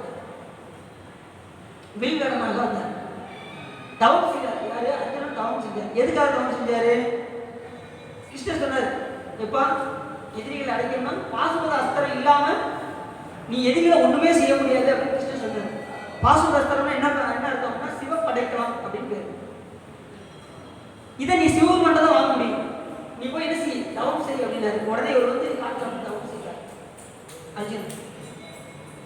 அப்படி தவம் செய்யும் போது ஒரு பன்றிக்கு 2 பேரும் போட்டி போட்டாங்க. 2 பேரும் ஒரே அம்பை எய்தார். சிவபெருமான் வேடுவனாக வந்தார். கிராத வேடமோடு கிஞ்சீவ வாயுகள் கூட மாணிக்க வாசல் பாடி. அப்படி 2 பேரும் போட்டி போட்டு நாட்டு ஒரு தோளுக்கு தோல சண்டை போட்டது யாருன்னா அர்ஜுனன். அந்த அளவுக்கு தவ வலிமை அவருக்கு. சிவபெருமானோட போட்டி போட்டு சண்டை போடணும்னா சாதாரண விஷயமா? அப்படி மஞ்சு கட்டி தோளுக்கு தோல சண்டை போட்டார் அர்ஜுனன். இந்த அழகை எப்படி சொல்ல முடியும் அப்படின்னு அம்மையா கேட்டார். தோல சண்டை போட்டாரு சிவபெருமானுடைய அந்த வேடனாகி அந்த வடிவை ஏதாவது ஒக்க முடியுமா, ஏதாவது ஒப்பிட்டு பேச முடியுமா சாமியுடைய அந்த வேடனான அந்த வடிவை? அவரு என்ன பண்ணாரு? தவம் செய்தார். ஊசு நீர்ல இருந்து தவம் செய்தார் அர்ஜுனன். உடனே சாமி வந்து அவருக்கு என்னப்பா வேணும்னாரு. முதல்ல வந்து 2 தோல் 2 பேரும் சண்டை போட்டாங்க. சண்டை போட்டதும் உடனே என்ன, நான் யார் தெரியுமா அப்படின்னாரு. யாரு? அர்ஜுனன். நான் பெரிய அரசன்பா அப்படின்னாரு. உடனே வேடுவனார் இந்த சிவபெருமான் என்ன பண்ணாரு? உடனே விஸ்வரூபத்தை காமிக்க ஆரம்பிச்சாரு. வேடுவனார் வந்தவர் இப்ப விஸ்வரூபத்தை காமிச்சாரு. உடனே சாமி நான் தெரியாம சொல்லிட்டேன் சாமி அப்படின்னு திருவடியில் விழுந்தார். உடனே சாமி என்ன பண்ணாரு? இப்போ உனக்கு என்ன வேணும் அப்படின்னாரு. இவர் கேட்க வந்தது பாஸ்போர்ட் அஸ்திரம் வாங்க கேட்க வந்தார். அதுதான் கட்டுக்கணும். சிவபெருமானை பார்த்தா சாமி எனக்கு மோச்சம் வேணும் அப்படின்ட்டு. சாமி தானே மோச்சம் கொடுக்க முடியும், வேற யாராவது கொடுக்க முடியுமா? சாமி எனக்கு இந்த பெரிய போதும், எனக்கு மோச்சத்தை வழங்கிடு அப்படின்னு. உடனே சாமி பண்ணாரு. பார்த்தாரு, எப்பா நீ எதை கேட்டு வந்த? பாஸ்போர்ட் அஸ்திரம் தானே கேட்க வந்த. அது இந்த பிறகு வாங்கி அடுத்த பிறவில உன்னை நான் என்ன செய்ய போறேன், உனக்கு கண்டிப்பா அதை கொடுத்துறேன். அடுத்த பிறவில கண்ணப்ப நாயனார் வந்து அதே நாள் என்ன பண்ணாரு? சாமி எது கேட்டாலும் கொடுப்பாரு. ஆனா இது கேட்க வந்த நோக்கத்தை அறிந்து கொடுப்பார். கருத்து அறிந்து முடிப்பான் தன்னை தூயானை, தூவெல்லை ஏற்றான் தன்னை, சுடத்திங்கள் சடையானை, தொடர்ந்து நின்ற தாயானை, தவமாய தன்மையானை, தலையாய தேவாதி தேவருக்கு என்றும் சேயானை, தென்கூடலுக்கு ஆளவாய் சுரடி ரசிக்கப்பட்டேன் நானே என்பது அப்பசாமியுடைய பாட்டு. அப்படி கருத்தறிந்து முடிப்பார். சாமி எண்ணத்தோட நம்ம வரணும், அந்த கருத்தை புரிந்து கொண்டு சாமி என்ன பண்ணுவாரு, நமக்கு அருள் செய்வார். இந்த முறை நீ என்ன கேட்க வரீங்கன்னு சிவருமனுக்கு தெரியும். நீ உள்ள நுழையும் போதே பழைய நம்மளை கேட்டு வர மாதிரி தெரியலையே அப்படிப்பார் சாமி. உள்ள வரும்போதே இன்னைக்கு எத்தனையோ பிரச்சனைகள் இருக்கு, அவர்கிட்டையாவது போய் முறையிடுவோம், வேற என்ன பண்றது அப்படின்னு நம்ம என்ன செய்வோம், முறையிடுறதுலே வருவோம். உள்ள நுழையும் போது பல பிரச்சனையோட உள்ள நுழைவோம். ஆனா என்ன சாமி பார்த்துவாரு உணர்வு நமக்கு வராது. எத்தனை பிரச்சனையா இருந்தா சாமி நீ பார்த்துக்க, நீ இருக்கிற நீ இருக்குங்கிற ஒரு உணர்வு எனக்கு இருக்கு சாமி, நீ உண்மையிலே என் கூட இருந்தீங்கன்னா நீ கண்டிப்பா எல்லாமே நீ பார்த்துக்கோ சாமி, எனக்கு ஒன்றும் தெரியாது நீ பார்த்துக்கோ அப்படின்ட்டு விட்டுட்டோம்னா பிரச்சனை இல்லை. இந்த காரியத்தை நம்ம போறோம், இவர் முடிச்சு வைப்பாரோ முடிச்சு வைக்க மாட்டாரோ என்ன பண்றது, எதுக்கும் போய் சொல்லி ஒரு சொல்லிதான் வைப்போமே அப்படின்னு நம்ம என்ன செய்வோம், இருக்கிறத பூரா கொட்டிட்டு சரி போயிட்டு வர சாமி அப்படின்ட்டு நம்ம வந்துருப்போம். உடனே சாமி என்னத்தையும் அறிவார், அவர் எல்லாவற்றையும் அறிவார். உயிரா இருப்பதனால சாமி நம்முடைய எண்ணத்தை அறிந்து நம்முடைய எண்ணம் எதுவாக இருந்ததுன்னா அவர் மேல் அன்பு செலுத்துவதாக இருக்க வேண்டும். சரி, அப்படிதான் அந்த பாட்டு என்ன, அந்த அந்த விஷயனோடு சண்டை போட்டார் பார்த்தீங்களா, அது வல்வேடன் ஆன வடிவு, அது தேவ வடிவுன்னு அந்த சாமி. ரெண்டாவது என்ன பண்ணாரு, முதல்ல வேடனா வந்தாரு, முதல்ல எந்த வேடனா வந்தாரு, வில் வேடனாக வந்தாரு. ரெண்டாவது என்ன பண்ணாரு, விஸ்வரூபம் காத்ததும் தேவ வடிவு கொண்டதுனால வல்வேடன் ஆன வடிவு. அந்த வடிவு வந்து ஏதோ ஒக்க முடியுமா, ஏதுவுக்கும் ஏதாவது பேச முடியுமா, அந்த வடிவத்தை ஏதுவாது எதோடையும் ஒத்தும் பேச முடியாது, ஆகவும் முடியாது, ஏதோடு ஆகாமையும் ஆக முடியாது. அப்படிப்பட்ட ஒரு வடிவு சிவபெருமான் எடுத்த அந்த வடிவு, அது எதோடையும் நம்ம வந்து என்ன செய்ய முடியாது, ஒக்க முடியாது. அப்படி சொல்லிட்டு அப்புறம் என்ன செய்யறாங்க அம்மையார் அவர்கள், அந்த வடிவு பார்த்தீங்களா, அந்த வடிவு வந்து 25 மாகேஸ்வர மூர்த்த வடிவத்தோடு சுவாமி 25 மாகேஸ்வர மூர்த்த சுவாமி எடுத்தார். இந்த பூமியில சிவபெருமான் எடுத்துக்கொண்ட வடிவ எத்தனை வடிவம், 25 மாகேஸ்வர மூர்த்தம் என்று பேர். காலசங்கார மூர்த்தி, காமசங்கார மூர்த்தி, திரிபுர சங்கார மூர்த்தி, ஏகபாத மூர்த்தி, தட்சிணாமூர்த்தி, நடராஜமூர்த்தி, இப்படின்னு ஒரு 25 வடிவங்கள் இருக்கு. இந்த வடிவத்தோடு ஒப்பிட முடியாது. ஏன் அப்படின்னா, அவர் கணக்கில்லா திருக்கோலம் நீ வந்து காட்டினாய் கழுக்குண்டிலே அப்படின்னாரு மாணிக்கவாசகர். அப்படி எண்ணற்ற கோலம் உடையவர் சிவபெருமான், கணக்கில்லா திருக்கோலம் உடையவர் பெருமான். அப்படி பெருமான்டா போய் இந்த ஒரு வடிவம் தான் அப்படின்னு சொல்ல முடியுமா, இந்த 25 மாகேஸ்வரம் மட்டும் தான் வடிவம் அப்படின்னு சொல்ல முடியுமா? அவர் நினைத்த நேரம் நினைத்த வடிவம் எடுக்கக்கூடியதான சிவபெருமான் ஒருத்தர் தான் இருக்கு, வேற யாரும் அந்த வடிவத்தை எடுக்க முடியாது. அடுத்த பாட்டு மனிதன் நடத்துவாங்களா,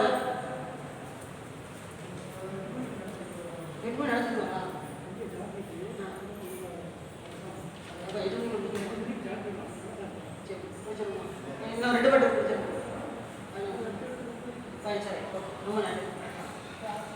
அடுத்த பாட்டு சொல்றாங்க, கண்டு எந்தை என்று இறைஞ்சி கைப்பணியான் செய்யலே அண்டம் பெரினும் அது வேண்டேன், துண்டஞ்சே விண்ணாலும் திங்களாய் மிக்கு உலகம் ஏழினுக்கும் கண்ணாளா இது என் கருத்து. கண்டு எந்தை, கண்டந்தைங்கிறது கண்டு எந்தை என்று இறைஞ்சி கைப்பணியான் செய்யலே அண்டம் பெரினும் அது வேண்டேன், துண்டஞ்சே விண்ணாலும் திங்களாய் மிக்கு உலகம் ஏழுக்கும் கண்ணாளா என்கிறார். பெருமானே நீ எப்படிப்பட்ட திங்களை சூடி இருக்கக்கூடிய பெருமான், 7 உலகத்தையும் காக்கக்கூடிய பெருமான். 7 உலகத்தையும் யார் காப்பா, சிவபெருமான் தான் காப்பார், வேற யாரும் காக்க முடியாது. இந்த உலகத்துல எல்லா 224 கோணங்கள், 7 உலகமா இருந்தாலும் கோணங்கள் எத்தனை இருக்கு, 224 கோணங்கள். அதுவே ஒரு குறிப்பாக சொல்ல முடியுமே தவிர அதுக்கும் மேலே இருக்கு. 224 கோணங்களையும் எத்தனையோ கோடி அண்டங்கள் இருக்கு. அந்த அத்தனை கோடி அண்டங்களையும் உயிர்கள் எண்ணி உயிருடைய வகையை நம்ம என்ன செய்ய முடியாது, என்ன முடியாது. அந்த அளவுக்கு உயிரினங்கள் நிறைய இருக்கு. அத்தனை உயிர்களுக்கும் கட்டி காக்கக்கூடியது யாருன்னா சிவபெருமான் ஒருவர் தான். இரு இணையில்லாதவன் ஈசன் ஒருவனை, வேற யாராலையும் அந்த மாதிரி செய்ய முடியாது. அதனால்தான் எறும்புக்கும் படிய வந்தாரு பார்த்தீங்கன்னா அம்மையார் அவர்கள் என்ன செய்யாங்க, இவர் எல்லாரும் படியாக்கையும் படியலக்கையும் இவர் ஒன்று செஞ்சு பார்ப்போம் அப்படின்னு அம்மா என்ன பண்ணாங்க, ஒரு எறும்பு எடுத்து ஒரு பெட்டிகளை போட்டு வச்சுட்டாங்க. உடனே சாமிங்க, சாமி படிக்கிறதுக்கு வேண்டீங்களா, எல்லாம் முடிஞ்சிச்சு தேவி அப்படின்னாரு. சாமி இல்லை சாமி நீங்கள் ஒரு ஆளை விட்டீங்க அப்படின்னாங்க. என்ன தேவி சொல்கிறா அப்படின்னாரு சாமி. உடனே அம்மையா சொன்னாங்க, ஒரு எறும்புக்கு நீங்கள் படி அளக்காம விட்டீங்க. இல்லையே தேவி நான் அளந்துக்கிட்டேனே அப்படின்னாரு சாமி. இந்த பாருங்க அப்படின்னு சொல்லி அந்த பெட்டி எடுத்து திறந்து காமிச்சாங்க. உள்ள ஒரு குருணை எடுத்து சாப்பிட்டுருது அந்த எறும்பு. அப்போதான் அம்மையார் அவர்கள் வந்தாங்க. ஆஹா சாமி எல்லாருக்கும் படி அளக்கிறது கரெக்டா அப்படின்னு. அதுக்கப்புறம் சாமி நினைச்சா எது வேணாலும் செய்யணும். எல்லா உயிருக்கும் இப்போ பிளாட்ஃபார்மில் இருக்கிறவங்க சாப்பிடாம இருக்காங்க. யோசிச்சு பாருங்க. இப்போ வசதி படைத்தவங்களும் சாப்பிட தான் செய்கிறாங்க, வசதி இல்லாதவங்களும் சாப்பிட தான் செய்கிறாங்க. ஆனால் அவரவர்கள் தகுதிக்கு தகுந்தவாறு ஆனால் எல்லா உயிருக்கும் சாமி என்ன செய்வார், படி அளந்தே தீர்வார். ஏன் அப்படின்னா அவர் கருணாமூர்த்தி. அவர் உயிருக்கு இப்போ மரத்தை வச்சுருந்தா தண்ணி ஊற்ற முடியும்.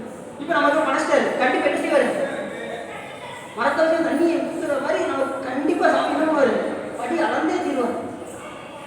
ஏதாவது ஒரு வழியை உங்களுக்கு கொடுக்குறாரு. அப்படியா இப்போ நீங்கள் சொற்பொழிவில் சொல்லிட்டீங்க, நான் என்ன செய்ய போகிறேன் தெரியுமா, நான் பேசாமல் வீட்டில் உட்காந்துட போகிறேன், எந்த வேலைக்கு நான் போக மாட்டேன், எனக்கு சிவபெருமான் எப்படி பழைய பார்ப்போம் அப்படின்னு என்ன செய்யக்கூடாது அப்படி இருந்தது. நாம் முயற்சி எடுத்துட்டே இருக்கோம். சாமி நமக்கு முயற்சியை மேம்படுத்த முடித்தார். எது செய்யாம இறைவன் பார்த்துப்பாரு. ஜோசியத்துக்கு சொல்லியிருக்காங்க 25 நாளைக்கு எங்கே போவாங்க, வீட்டுக்குள்ளே இருந்து சொல்லியிருக்காங்க. அப்படி வரைக்கும் என்ன செய்யக்கூடாது, எந்த முயற்சி பண்ணாலும் வீட்டில் போய் உட்காந்துருவாங்க. சரி அப்படி கண்டியத்தை என்று இறைச்சி கைப்பணி செய்யனேல். சாமிகிட்ட என்ன கேட்குறாங்க, சாமி எனக்கு என்ன படிக்கணும், கைத்திரு தொண்டு தான் எனக்கு வேணும், வேறு எதுவுமே வேண்டாம். அண்டம் பெரியும் அது வேண்டேன், எனக்கு எத்தனை பெரிய அண்டத்தை கொடுத்தாலும் எனக்கு வேண்டாம் அப்படின்னாங்க. ஏற்கனவே வந்து அண்டை யார் கேட்டா, சூரபத்மன் கேட்டாரா, எனக்கு 1008 அண்டத்தையும் 108 யுகங்களாக நாம் ஆள வேண்டும் அப்படின்னாரு. அம்மையார் பார்த்தாங்க, சாமி அதெல்லாம் வேண்டாம் சாமி, அதெல்லாம் எத்தனையோ பிறகு அதெல்லாம் அனுப்பிச்சாச்சு, வேண்டாம் போதும் போதும், அந்த பெரியும் அது வேண்டேன். இப்போ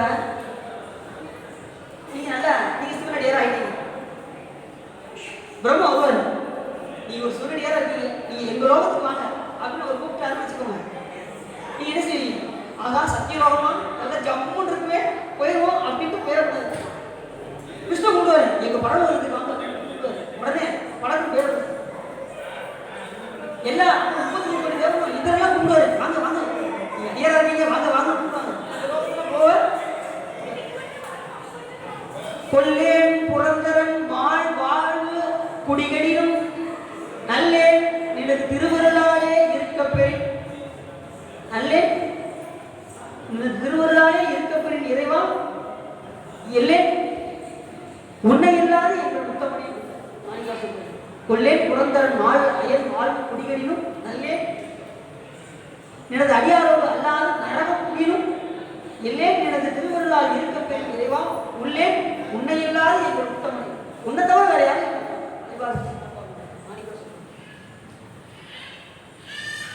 அந்த உழைப்பு நமக்கு வரணும். உலகத்துல இருந்து யார் யார் ரோகங்களை அறிவிக்க கொடுத்தாலும் நம்ம நினைச்ச கூடாது, சிவபெருமானை தவிர வேற யாரும் நான் பார்க்க மாட்டேங்க அப்படிங்கிறது உழைப்போட. அண்டம் பெரிடும் அது வேண்டாம், எனக்கு எந்த அண்டம் வேண்டாம், எனக்கு அவன் ஒருத்தர் போதும், அவன் ஒருத்தர் இருந்து எனக்கு எல்லாமே வருவியா தானா அப்படிங்கிற உழைப்பு வரணும்.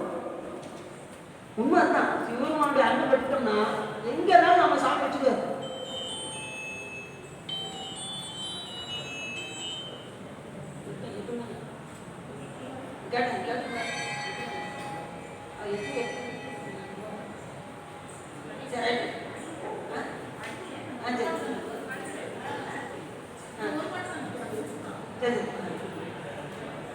அப்ப என்ன சொல்றாரு அப்படின்னா, எத்தனை லோகத்துல இருந்து வந்து நம்மளை வந்து நாம் என்ன செய்யக்கூடாது, அதுக்கு மயங்கி நாம் போயிடக்கூடாது. நம்ம உரைக்கு கூட யார் தரணும் அப்படின்னா சிவபெருமான்கிட்ட மட்டும்தான் இருக்கணும்.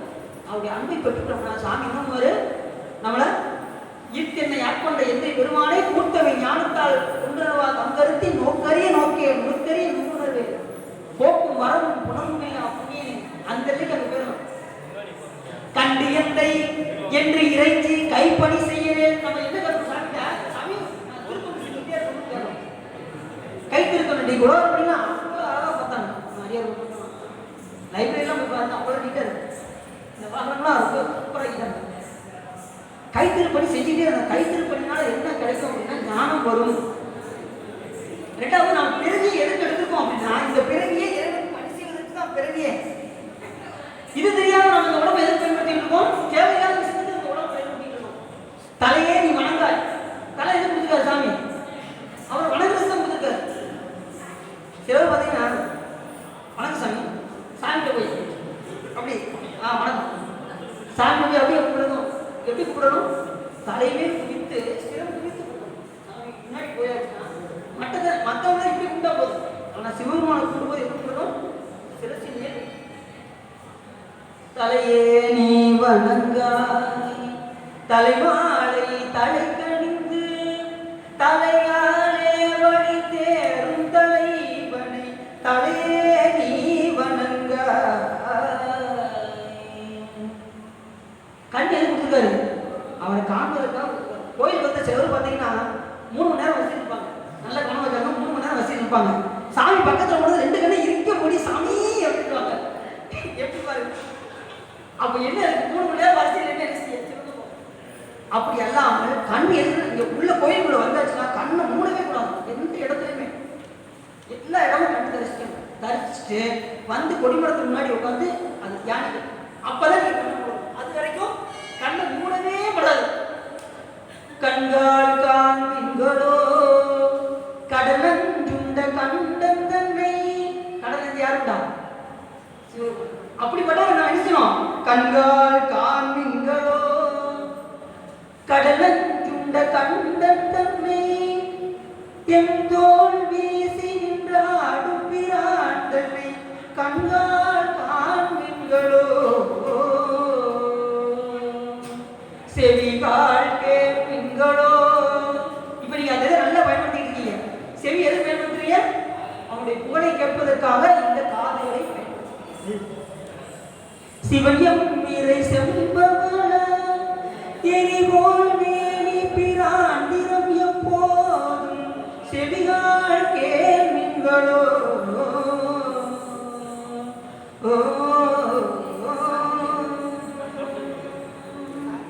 என்ன சொன்னாரு? செவியில கேட்கும்போது எப்படி சொன்னாரு? எப்போதும் செவிகால் கேட்கணும். என்ன சொன்னாரு? எப்போதும் சிவபெருமானுடைய புகழை கேட்டுக்கிட்டே இருக்கணும். அடிக்கடி இந்த சொற்பொழிவுலாம் வந்து கேட்டுக்கிட்டே இருந்தீங்கன்னா நாம் என்ன செய்யலாம்? சிவபெருமானுடைய அன்பை வெகு விரைவாக நாம் பற்றிவிடலாம். அதனால்தான் மற்ற உறுப்புகள்லாம் சொல்லாத ஒரு விஷயத்த இந்த இடத்துல செவிகால் எப்போதும் செவிகால் கேட்கணும். சரி, இப்ப கைக்கு என்ன சொன்னாரு? கை திருத்தொண்டுக்கு என்ன சொன்னாரு? கைகால் கூப்பி தொழி கடிமாமலர் தூவி நின்று என் பைவாய் பாம்பரை ஆத்த பரமனை கைகால் கூப்பி தொழி. அதுக்கு அந்த கையை கொடுக்கப்பட்டிருக்கு. இறைவன் பணி செய்யறதுக்கு அந்த கையை கொடுக்கப்பட்டிருக்கு. உழவார பணி செய்ய பூக்கட்டி யார் போடுறாங்களோ சிவபெருமான் அடுத்து என்ன செய்யலாம்? சிவலோகம் எளிதாக போயிடலாம். யார் சொல்றாங்க? அப்ப சொல்ல விளக்கிட்டால் மெய்நெறி ஞானமாகும். துளைக்கின்றன் மனம் கொடுத்தால் தூயவின் ஏறலாம். தூயவின் ஏறலாம் என்ன அர்த்தம்? சிவலோகம் எழுதி கிடைக்குமா? பூக்கட்டி கொடுக்குறவங்க. இப்பதான் நீங்க சொற்பொழிவுல சொல்லியிருக்கீங்க, நாளையில இருந்து பாருங்க இப்படி நாங்க பூக்கட்டி சாமிக்கு போடுறோம் பாருங்க அப்படின்னு நீங்க சொல்றது எனக்கு புரியுது. அதனால என்ன செஞ்சீங்க? திருத்தொண்டெல்லாம் தண்ணியே போடாதீங்க. இன்னைக்கே போய் சாமிக்கு விளக்கு போட, வழிபாடு செய்ய, கையால கூப்பித்தோட விளக்கு போட. இந்த கை வந்து சும்மாவே இருக்கக்கூடாது. நல்லா கவனம் இருக்கு. இந்த கை சும்மாவே இருக்கக்கூடாது. ஏதாவது பணி செஞ்சுக்கிட்டே இருக்கணும். அம்மையார் என்ன கேட்காங்க சாமிகிட்ட? கைத்தொரு கைப்பணியான் செய்யவே சாமி இந்த கையில என் பணி செய்ய கொடுத்தேன்னா அதுக்குள்ளே நான் மகிழ்ந்து இருப்பேன் சாமி அப்படின்னு அம்மையார் அவர்கள் சாமிகிட்ட கேட்டாங்க. கையெல்லாம் பணி செஞ்சுக்கிட்டே இருக்கும். அது ஒண்ணு போதும். நம்ம கையில பணி செய்ய என்ன ஆகும் அப்படின்னா இந்த உயிரானது பக்குவம் அடைந்து எப்படி இங்க துடைக்க இங்க இப்ப உதாரணத்துக்கு கை இப்ப டேபிள் துடைக்க கோயில் வந்து ஒரு டேபிள் துடைக்கீங்க. அதோடைய அழுக்கை நீங்க போக்குறீங்களா? அந்த அழுக்கை போக்குறதுனால உங்களுக்கு உள்ளத்தில் உள்ள அழுக்கு என்ன அப்படின்னா ஆணவகுலம் என்கின்ற அழுக்கு இருக்கு. அந்த ஆணவகுலம் என்கின்ற அழுக்கை சிவபெருமான் என்ன செய்வாரு? துடைப்பார். இங்க துடைக்க இங்க சுத்தமாகிட்டே வரும். நீங்க இங்க தூய்மைப்படுத்துறீங்க, சிவபெருமான் உங்கள் உள்ளத்தை தூய்மைப்படுத்துவார். நல்ல அறிவுறுத்தல் ஞானிகள் சொல்றாங்க. உடனே சரவசுவா இவரை தனியா பிரிப்பேர் பண்ணியிருப்பாரோ அப்படிலாம் நினைக்கிறேன். ஞானிகள் சொல்றாங்க கைத்திருத்தொழில் அவ்வளவு சிறப்பு இருக்கு. என்ன சொல்றாரு இவரே சொல்றாரு, ஞானசம்பந்தருமானே சொல்றாரு. என்ன பாட்டு சொல்றாரு? அவ்வினைக்கு இவ்வினையாம் என்று சொல்லும் அகுதறிவீர் உய்வினை நாடாது இருப்பதும் உண்டவர்க்கு ஊனமன்றே கைவினை செய்து எம் பிறர்கள் போற்றுதும் நாமடியோ செய்வினை வந்து எமை தீண்டப்பெறா திருநீலகண்டம் அப்படின்னு யார் சொல்றான்? ஞானசம்பந்தர். கைவினை செய்து எம்பிரான் கடலடி போற்றுதும் நாமடியோ செய்வினை வந்தியமை திண்டப்பெறா திருநீலகண்டம். செய்வினைன்னா என்ன அர்த்தம்? ஏற்கனவே செய்தவன எத்தனையோ பிறவில செஞ்சுட்டு வேணா செஞ்சுட்டு வந்திருக்கோம், அதனால பிறவி எடுத்துருக்கோம். இந்த பிறவில என்ன செஞ்சுருக்கோம்? நிறைய வேலை செய்யணும். காலையில் எந்திரிச்சாச்சுன்னா எத்தனை பேரை ஏமாத்துறது, எத்தனை பேர்கிட்ட போய் சொல்றது, தொழில எத்தனை பேரை ஏமாத்துறது, இன்னும் எத்தனையோ மனசுக்குள்ள எத்தனையோ வினைகள் ஏற்றுறோம், செயல்ல எத்தனையோ செஞ்சுட்டு இருக்கோம். வேலை ஏறிக்கிட்டே இருக்கு. ஒரு நிமிஷத்துல எத்தனையோ கோடி வினைகள் ஏறுமா? 100 கோடி மாயா சக்திகள் தங்கள் மாயைகள் தொடங்கின அப்படின்னு பேரு மாணிக்க சொல்லுவோம். அத்தனை கோடி வினைகள் ஏற்றிக்கிட்டு இருக்கோம் ஒரு நிமிஷத்துக்கு. இதெல்லாம் என்னைக்கு கிடையாது. அப்ப என்ன செய்யணும்னாரு? கைவினை செய்து எம் பிறர்கள் போற்றுதும் நாமடியோ. கோடி வினைகள் இருக்கட்டும், எத்தனை பாவம் கூட இருக்கட்டும், இறைவனுக்கு பணி செஞ்சா அது என்ன செய்யும்? சாமி அதை நீக்கி விடுவார். எப்படி நீக்குவாரு? நீங்க ஒரு வார்த்தை கேட்பீங்க, எப்படி நீப்பாரு? அவர் எப்படி நீக்க முடியும் அப்படின்னா, நீங்க செய்யக்கூடிய வினைக்கு, நீங்க செய்யக்கூடிய நல்லதுக்கும் கெட்டதுக்கும் உருவம் இருக்கா? நீங்க செய்யக்கூடிய பாவத்துக்கும் நன்மைக்கும் ஏதாவது உருவம் இருக்கா? அது வினை என்பது ஒரு ஜடம், அதுக்கு அறிவு கிடையாது. நல்லா கவனமாட்டுங்க, வினைக்கு அறிவு கிடையாது, அது ஒரு ஜட பொருள். அந்த ஜடத்தை நீக்குவதற்கு சிவபெருமானுக்கு ரொம்ப வேலையெல்லாம் ஆகாது. இதுக்கு சாமி ஏன் நமக்கு பிறவி கொடுத்தாரு அப்படின்னா, நாம பக்குவப்படுத்துவதற்காக தான் சிவபெருமான் என்ன பண்றாரு? நமக்கு பிறவியை கொடுக்கின்றார். இந்த பிறவியை கொண்டு நாம் என்ன செய்யணும்? அவருக்கு கைத்திரு பணி செய்து நாம் என்ன செய்யணும்? அந்த வினைகளை நீக்கிக் கொள்ள வேண்டும். இவ்வளவுதான் மேட்டர், வேற ஒன்றும் கிடையாது. எளிமையான வழி இறைவனுக்கு பணி செய்வது. அதனாலதான் சாமி அருமையா என்ன கேட்டாங்க? கை பணியான் ஏனே அண்ட பெரியும் அது வேண்டேன் சாமி, எனக்கு எந்த அண்டமும் உற்றாரை யான் வேண்டேன், ஊர் வேண்டேன், பேர் வேண்டேன், கற்றாரை யான் வேண்டேன், கற்பனவே இனி அவையும் குற்றால தமிழ்துறையும் கொடுத்தா உன் குறைகளுக்கே கற்றாவின் மனம் போல கசிந்து உருக வேண்டும். என்ன கேட்டாரு மாணிக்க செல்வன்? என்ன கேட்டாரு? சாமி உன்னை நான் கசிச்சு உருகி வழிபாடு செய்ய அன்போடு நான் வழிபாடு செய்ய போட்டு நான் கேட்பதும் அன்பு ஒண்ணு மட்டும் நான் வேற எதுவுமே வேண்டாம். வேண்டும் வேண்டும் நீ அடியார் விரும்பி உள்ளே அதுதான் அடியேன் இடர்களைந்த அமுதே அருமாவணி விட்டு தூண்டா விளக்கின் சுடனடியாய் தொண்டரேக்கும் உண்டாங்கொள் வேண்டாது ஒன்றும் வேண்டாது மிக்க அன்பே மேவிதல். என்ன கேட்டாங்க?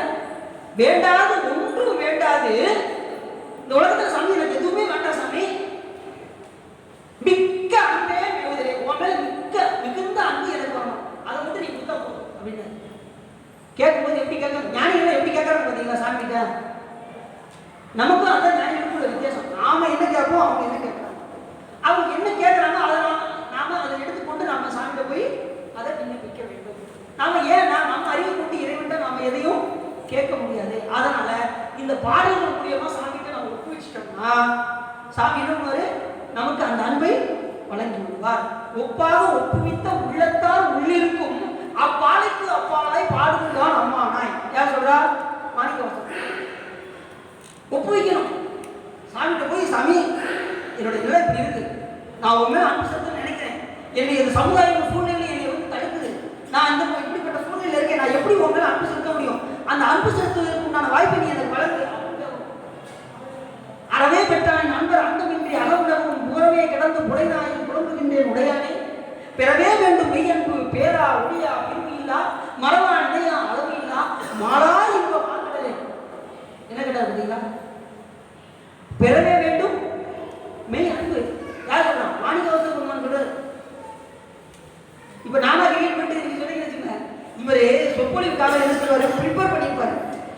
சாமிட்டு இதுதான் கேட்கணும் அப்படிலாம் கிடையாது.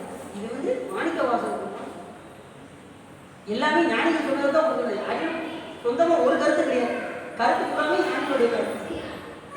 அப்ப பெறவே வேண்டும் நீ என்பது பேரா ஒளியா பிரிவு இல்லா மறவா நினையா அளவு இல்லா மாலா இன்ப மாகடை. அன்பு எப்படி சொல்றாரு பார்த்தீங்களா? 7 வகையை சொல்றாரு மாணிக்க. சாமி உங்களை அன்பு எப்படி இருக்கும் சாமி சொல்லுப்பா தெரிஞ்சுக்கிறேன் அப்படின்னு சாமி. பேரா அந்த அன்பு வந்து பேர்ந்துடக்கூடாது. ஒளியா அது ஒளிவே இருக்கக்கூடாது. பிரிவு இல்லா உண்மை பிரிவு இல்லாம இருக்கும் சாமி.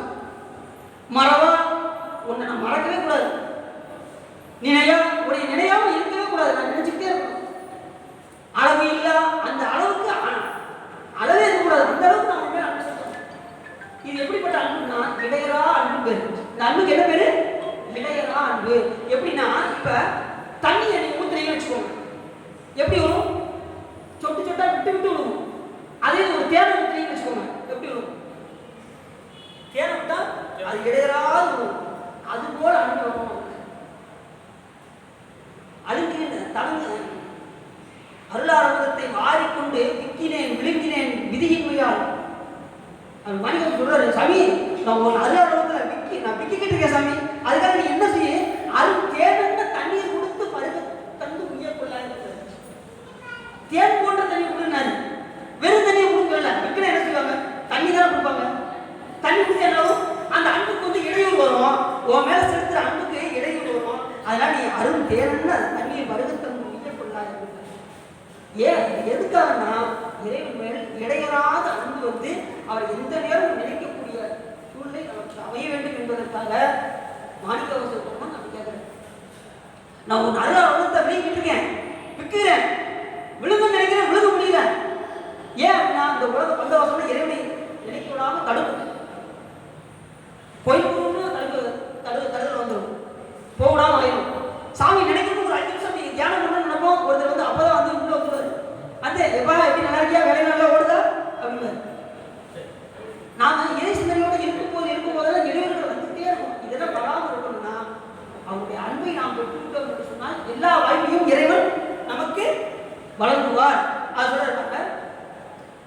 இதே கருத்தை வச்சுன்னா கண்டி என்னை என் இறைச்சி கைப்படி செய்யனே அன்பம் பெரினும் அது வேண்டேன் துண்டென்றிய விண்ணாளும் திங்களாய் உலகம் ஏழுக்கும் கண்ணாலா ஈதன் கருத்து. கண் என்பது நடத்துறா நல்லெறியும் தீனறியும் விளக்கி மேன்மை செய்து இந்த உயிர்களை நன்னெறிக்கு கொடுப்பதுதான் இந்த இடத்துல கண்ணாலா என்று பெயர். சரி, இதுதான் என் சாமி. என் கருத்து என்னன்னா, உனக்கு கைத்திருத்தொண்டு நான் செய்து கொண்டே இருக்க வேண்டும். எத்தனை உலகத்தில் ஆள வேண்டும் என்பதெல்லாம் எனக்கு வேண்டாம்.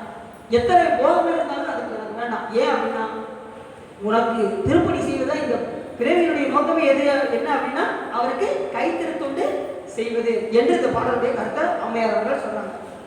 சரி, அடுத்த பாட்டு.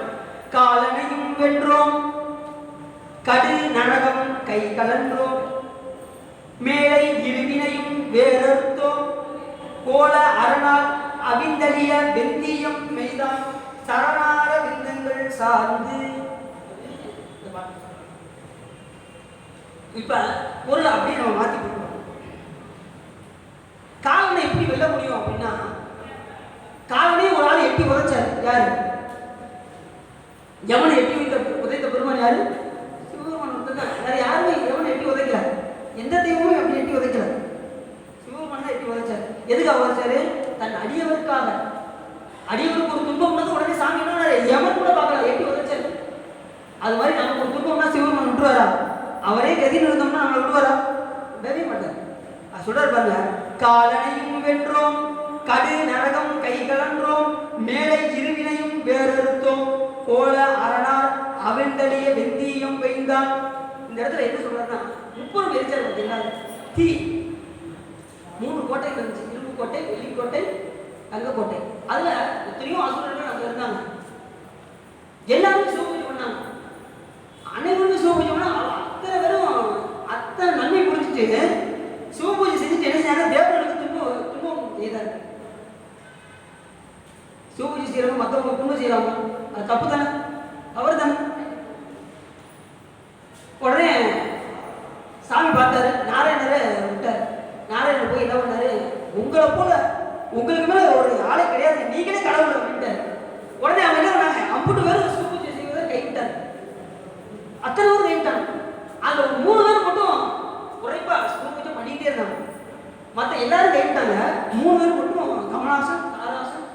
மாடி என்கின்ற மூவர்கள் மட்டும் விடாம சோறு செய்து கொண்டே இருந்தார். அப்ப சாமி சிரிச்ச சாமி என்ன பண்ணாரு, முப்புறத்தையும் எரித்தார். அந்த முப்புறம் எரிக்கும் போது இந்த 3 முனிவர்களுக்கு இந்த 3 அசுரர்களுக்கு மட்டும் சிவபெருமான் அருள் செய்தார். இது யார் சொல்றா? ஞானசம்பந்த பெருமான் பாடல் அழகா சொல்றார். முப்புறம் இந்த அண்ணாமலை பதியத்தில் சொல்றாரு, பூவார் மலர் கொண்டு அடியார் தொழுவார் வானோர்கள் மூவார் உரங்கள் எரித்த மூவர் கருள் செய்தார் மாமலை நின்று அதிர நிறையோடும் மாவினை வந்து அணையும் சாரல் அண்ணாமல யாரே மலையாரே. முப்பது எரித்தப்ப அந்த 3 முனிவர் 3 அசுரர்களுக்கு மட்டும் சிவபெருமான் அருள் செய்தார். 3 உரங்கள் எரித்த அன்று மூவருக்கு அருள் செய்தார். யார் சொல்றா? ஞானசம்பந்த பெருமான் சொல்றார். அதனால நம்ம கண்டிப்பா ஒத்துக்கிட்டு தான் ஆகணும், வேற வழி. அப்படி முப்பது பெருமான் யாருன்னா சிவபெருமான் தெரிஞ்சுக்கிட்டோம். அப்படிப்பட்டவருடைய திருவடியை நாம் சார்ந்தால் என்ன கிடைக்கும் அப்படின்னாரு, காலனை வென்றோம். சிவபெருமான யார் சரணாகதி அடைகிறார்களோ அவர்களுக்கு என்ன பயம் இருக்காது, யமதூதர்களால பயம் இருக்காது. காலன்னா யாரு? யமதூதருக்கு பேர். யமன் வேற, காலம் வேற. யமன் வந்து முக்கியமானவர்கள் தான் வருவார். மற்றவர்கள்லாம் கால தூதர்கள் தான் போவாங்க, யம தூதர்கள் தான் போவாங்க. அதனால காலனையும் வென்றோம். யமதூதர் வந்து எங்களுக்கு பயமே கிடையாது அப்படின்ட்டாங்க அம்மையார். யமனுக்குலாம் எங்களுக்கு பயம் கிடையாது, காலனுக்குலாம் எங்களுக்கு பயம் கிடையாது. சரி, அடுத்து யாரும் யமன் வருவாரு. அடுத்த வரைக்கும் சொல்ற கடுநரகம் கை கலன்றோம். நாங்கள் தூதருக்கும் பயப்பட மாட்டோம், யமனே வந்தாலும் பயப்பட மாட்டோம். ஏன்னா எங்களுக்கு சிவபெருமான் நாங்கள் அவர்கிட்ட அடிமைத்திறம் கொண்டதுனால, அவரே நாங்கள் முழுமுதல் பொருள் என்று இருப்பதனால எங்களுக்கு கால பயமும் இல்லை, யம பயமும் இல்லை அப்படின்னா கடுநரகம் கை கலன்றோம். நரகம் இல்லாமல் வச்சு. இப்ப உதாரணத்துக்கு ஒரு பாட்டு சொல்றேன். சுந்தரமூர்த்தி சாமிகள் ஒரு பாட்டு சொல்றாங்க. மடித்தாடும் மடிமைக்கண் அன்றி நீ மனே நீ வாழும் நாளும், மடித்தாடும் அடிமைக்கண் அன்றி மனனே நீ வாழ்நாளும் தடுத்தாட்டி தருமனால் தமசைக்கு இடும்போது தடுத்து ஆட்கொள்வான். யமன் என்ன செய்வாராம்? தருமனா யாரு? தருமனா யாரு? யம தர்மன். இந்த உயிரை கொண்டு போய் நல்ல கவனமாக நரக தண்டனை விதிப்பதற்கு யமன் செக்கில் கொண்டு போய் வச்சு, நல்ல கவனமாக செக்கில் வச்சு சுவிட்சை ஆன் பண்ணும் போது சிவனுடைய நிப்பாட்டுப்பா அப்படின்பா. அவன் இன்னும் பண்ணிடாப்பா, அது நம்மளுக்கு அப்படின்பா. என்ன சாமி சொல்றீங்க? ஆமா, ஏரியா ருத்ராஜ கொடுத்து தெரியும், இது உனக்கு வேற என்ன வேணும்? ஆமா சாமி, தெரியாம செஞ்சே சாமி அப்படின்னு வராங்க. தமசைக்கில் இடும்போது சுவிட்ச் ஆன் போது சிவனுடைய நிப்பாட்டுப்பா. தமசைக்கில் இடும்போது தடுத்து ஆட்கொள்ளும். அதனால ருத்ராஜனுக்கு விபூதி பூசினா சாமி என்ன பண்ணுவாரு? நம்ம நரகத்துக்கு போக விட மாட்டாரு. இந்த புத்திரை காமிச்சா பிரச்சனையே இல்லை. விபூதி இப்ப ஓட்டுல ஒரு உரிமை வாங்கிட்டு தானே விடுவாரு. இல்லை என்ன பண்ணுவாரு? ஓட்ட வண்டி ஓரம் எடுத்து தம்பி, நிறைய உங்களுக்கு வேலை இருக்கு, ஓரம் எடுங்க அப்படின்பா. அப்படித்தானே? அதே போல நாம இந்த விபூதி ருத்ராஜன் சிவரும் என்ன பண்ணுவாரு? நம்மள அந்த இடத்துல இருந்து நம்மளை காப்பாற்றி தமர் செக்கில் இடும்போது தடுத்து ஆட்கொள்வான். யாரு யார் தடுத்து ஆட்கொள்வான்? அடுத்த வரையில் சொல்றாரு சுந்தரமூர்த்தி சாமிகள். கடுத்தளத்து தமருகம் எரியகளும் கரிய பாம்பும் பிடித்து ஆடும். பாம்புல ஒரு விளையாட்டை சுத்தி கொண்டு போறான். யாரு? சிவபெருமான்.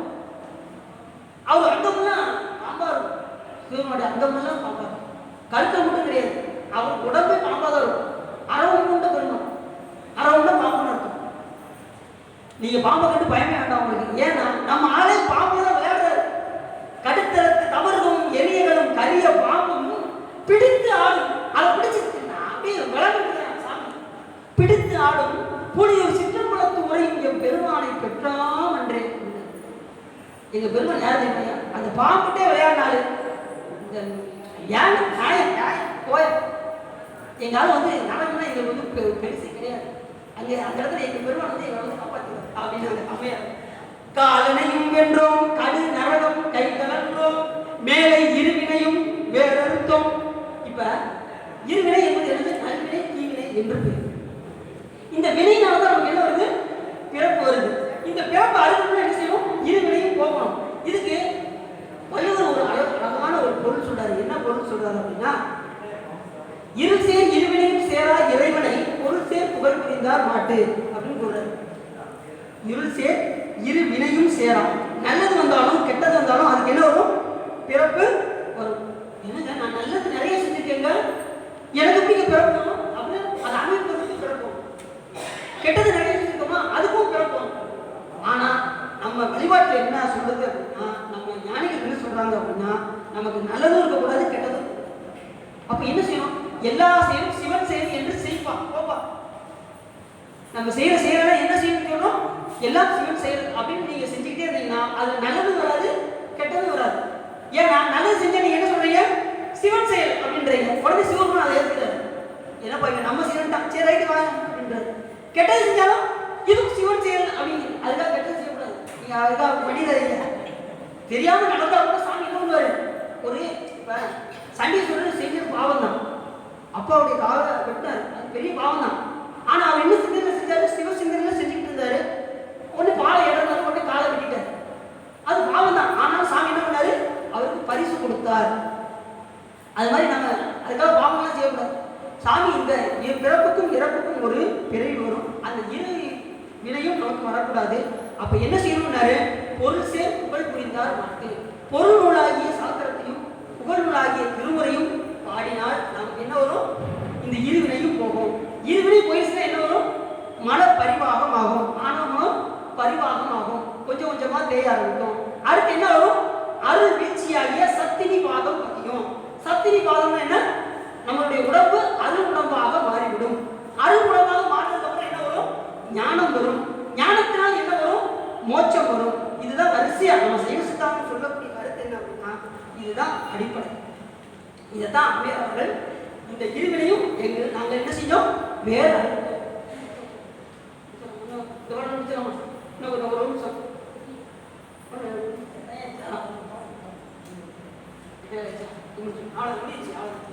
யாருமா இருக்காங்க? இது வினையும் வேறறுத்தோம். அப்படிப்பட்ட பெருமான் யார் அப்படின்னாரு? முப்புறம் எரித்த அந்த பெருமான், மூவருக்கு அருள் செய்த எங்கள் பெருமானை நாங்கள் அவருடைய திருவடியை நாங்கள் சார்ந்ததினால் காலனையும் வென்றோம், கடு நரகம் கை கலன்றோம், மேலே இருவினையும் வேறறுத்தோம். இந்த மூணையும் சொல்றாங்க அம்மையார். இந்த மூணை அது நேர திருவடி தான். அதுதான் சார்புணர்ந்து சார்புகட உலகின் மற்றடித்து சார்தரு சார்தரா நோய், சார்தரா சார்தர் நோய் அப்படிங்கிறாரு வள்ளுவர்.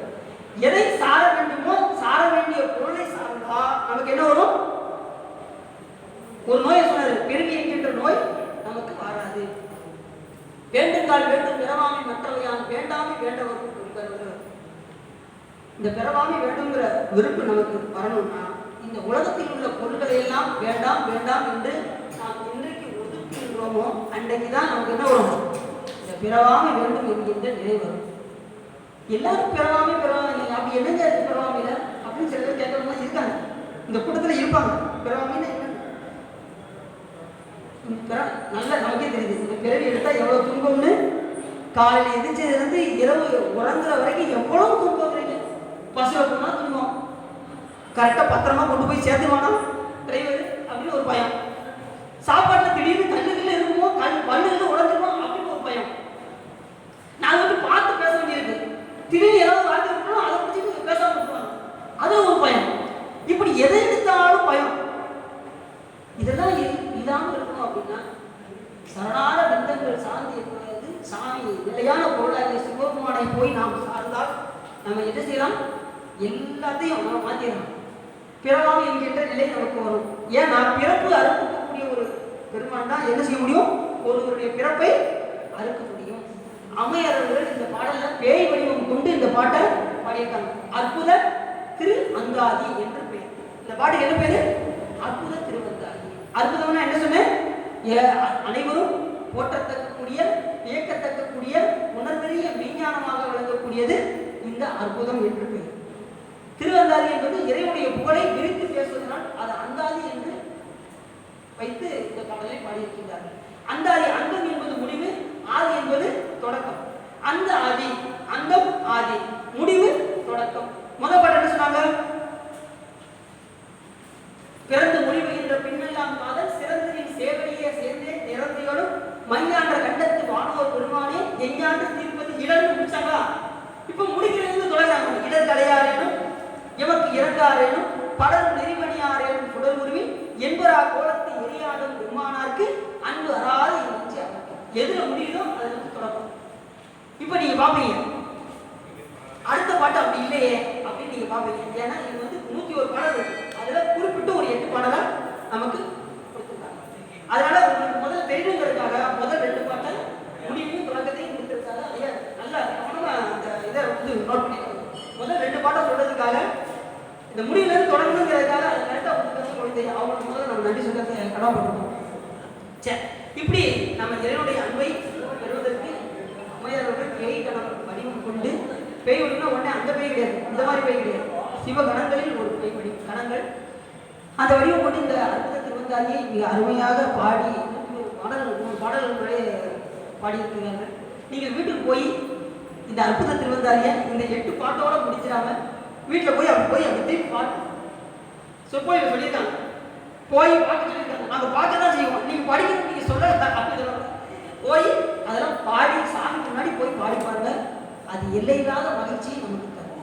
ஏன்னா அம்மையாரர்கள் அந்த இறைவனுடைய கோலத்தை பார்த்து பாடின பாட்டு, சிவபெருமானுடைய காட்சியை கண்டு பேய்கணம் கொண்டு இந்த பாடலை பாடியிருக்கிறார்கள். இதுகாரும் உள்ளம் நிறைந்து உவகை சிறந்து இந்த காரைக்கால் அம்மையாருடைய அற்புத திருவந்தாதியை நீங்கள் கேட்டதினால் உங்களுடைய வல்வினை கலைந்து திருவருள் உரையும் என்று சொல்லி திருப்புகழ் பாடி அடியும் உரையை நிறைவு செய்யுங்கள். திருச்சிற்றம்பலம்.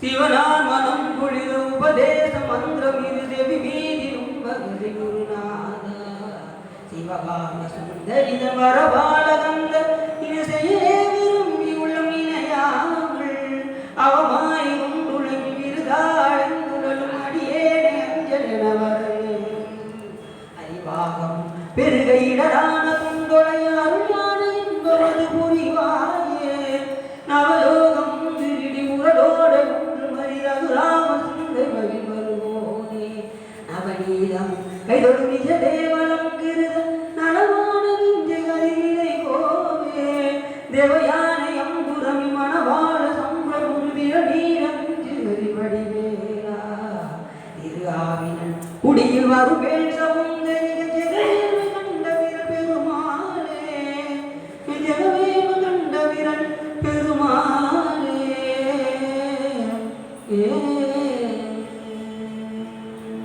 கைலாயம் காட்டும் வெண்ணை பயில்வாய்மை கண்டான் சந்ததிக்கோர் விஞ்ஞான பால்வாயுள்ளார்கள் திருவாவூர்தேவால் நமச்சிவாயங்கள் செயலாதி முறமுடியும் திருமணம் நீடூழி தலைகமாகும் வான்முகில் விழாதிரி மணிகளும் துறக்க மன்னன் போன்முறை அரசைக குறைவில்லாத ஈர்வாழ்நாமரை அரங்கள் வந்த லட்சமும் வெளிமல்க மேன்மைகள் செய்வ நீதி விளங்குக உலகமெல்லாம் அரகனும் பார்வதீபதையே தென்னாடேசனே போற்றி அரகனும் பார்வதீபதையே திருச்சிற்றம்பலம்.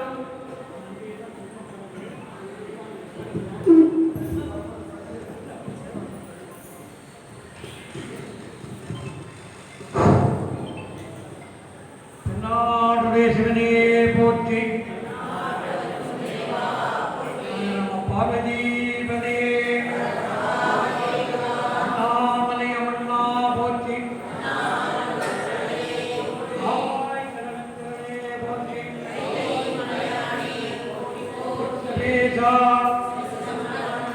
நன்றி சொல்வதற்கு முன்பு இந்த விழா முடிந்தவுடனே வெளியில பூக்கடை பக்கத்தில் வந்து பிரசாதம் விநியோகம் அனைவரும் இருந்து வாங்கி தரணும். ஏன்னா அதைத்தான் முதல்ல நீங்கள் வாட்டுக்கு விழா முடிஞ்சு வச்சு தோட்டம் பிரசாதம் இல்லைன்னு நினச்சிடக்கூடாது.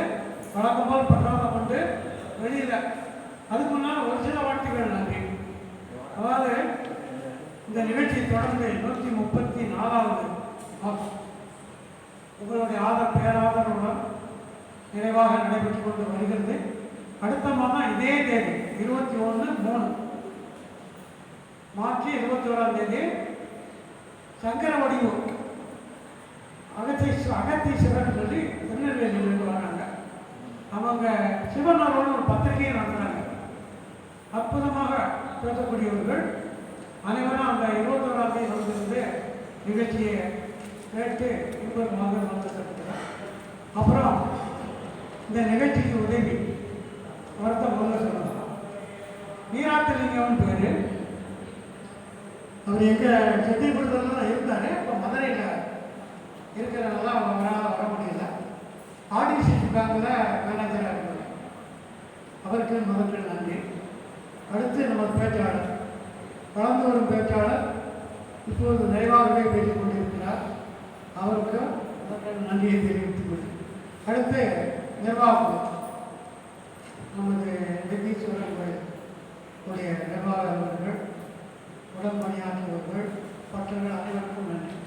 அடுத்து வந்திருந்து கேட்டவர்கள், ராஜபாளையம் சேகரமன்றம், தண்டபாணி பாரவாணி குழு, வடக்கிறது உள்ள தேவார நாளை, அதுபோக வழக்கமாக நம்ம வரக்கூடிய அன்பர்கள் அனைவருக்கும் குழுவத்திற்கும் நன்றியையும் வணக்கத்தையும் தெரிவித்துக் கொள்கிறோம். நன்றி, வணக்கம். பெரிய புராணம் ஆனாயநாயகரை பற்றி பேச போகிறேன். எல்லாரும் கலந்து கொண்டு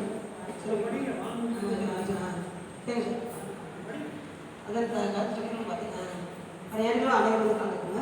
வான்முகில் விழாத்மிக வடிவம் தொடக்க மன்னன் கோன்முறை அரசிக கொடிவிழா நீர்வாடு நான்மறை அரங்கள் உங்க நற்றவம் வெண்மல்க மேன்கொள் சைவ நீதி விளக்குக பார்வதிவதையே